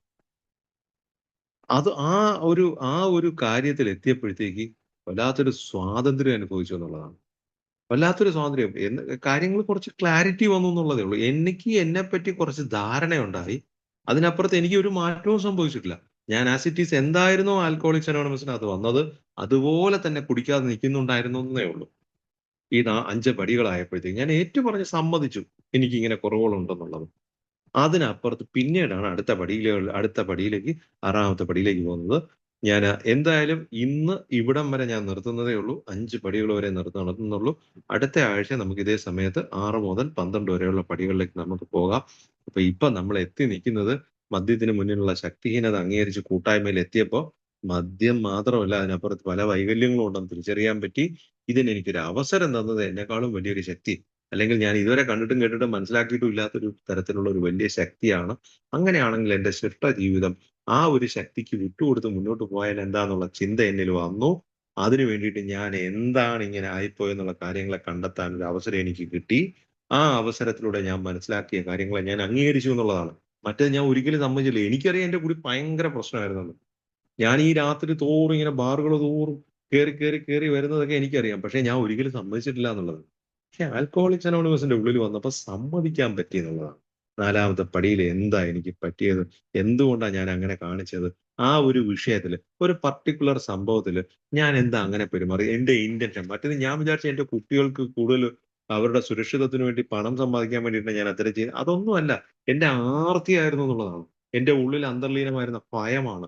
എങ്ങനെ ഞാൻ മുന്നോട്ട് പോകും? അപ്പൊ അടിസ്ഥാനപരമായി ഭയമായിരുന്നു എന്റെ പ്രശ്നം എന്നൊക്കെ ഉള്ളത് പതുക്കെ പതുക്കെ പതുക്കെ അരിച്ചരിച്ചരിച്ചരിച്ച് എന്റെ ചിന്തയിലേക്ക് കടന്നു വന്നു എന്നുള്ളതാണ്. 4ഉം 5ഉം പടികൾ ചെയ്തപ്പോഴത്തേക്ക് ഭയവും അതിലൂന്നി വിദ്വേഷവും നീരസത്തിലൂടെ വിദ്വേഷത്തിലേക്ക് പോയ ജീവിതമൊക്കെ എനിക്ക് മനസ്സിലാക്കാൻ പറ്റി. അതിനെപ്പറ്റിയൊക്കെ നമുക്ക് പറയേണ്ടതുണ്ട്. അടിസ്ഥാനപരമായി എന്റെ പ്രശ്നം ഭയമായിരുന്നു എന്നുള്ളതാണ്. ഏത് കാര്യത്തിനും എനിക്ക് ഭയമുണ്ട്.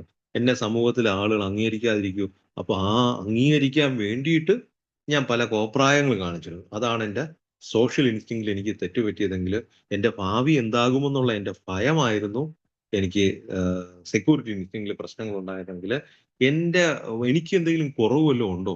എന്നെക്കൊണ്ട് പ്രാപ്തിയുണ്ടോ?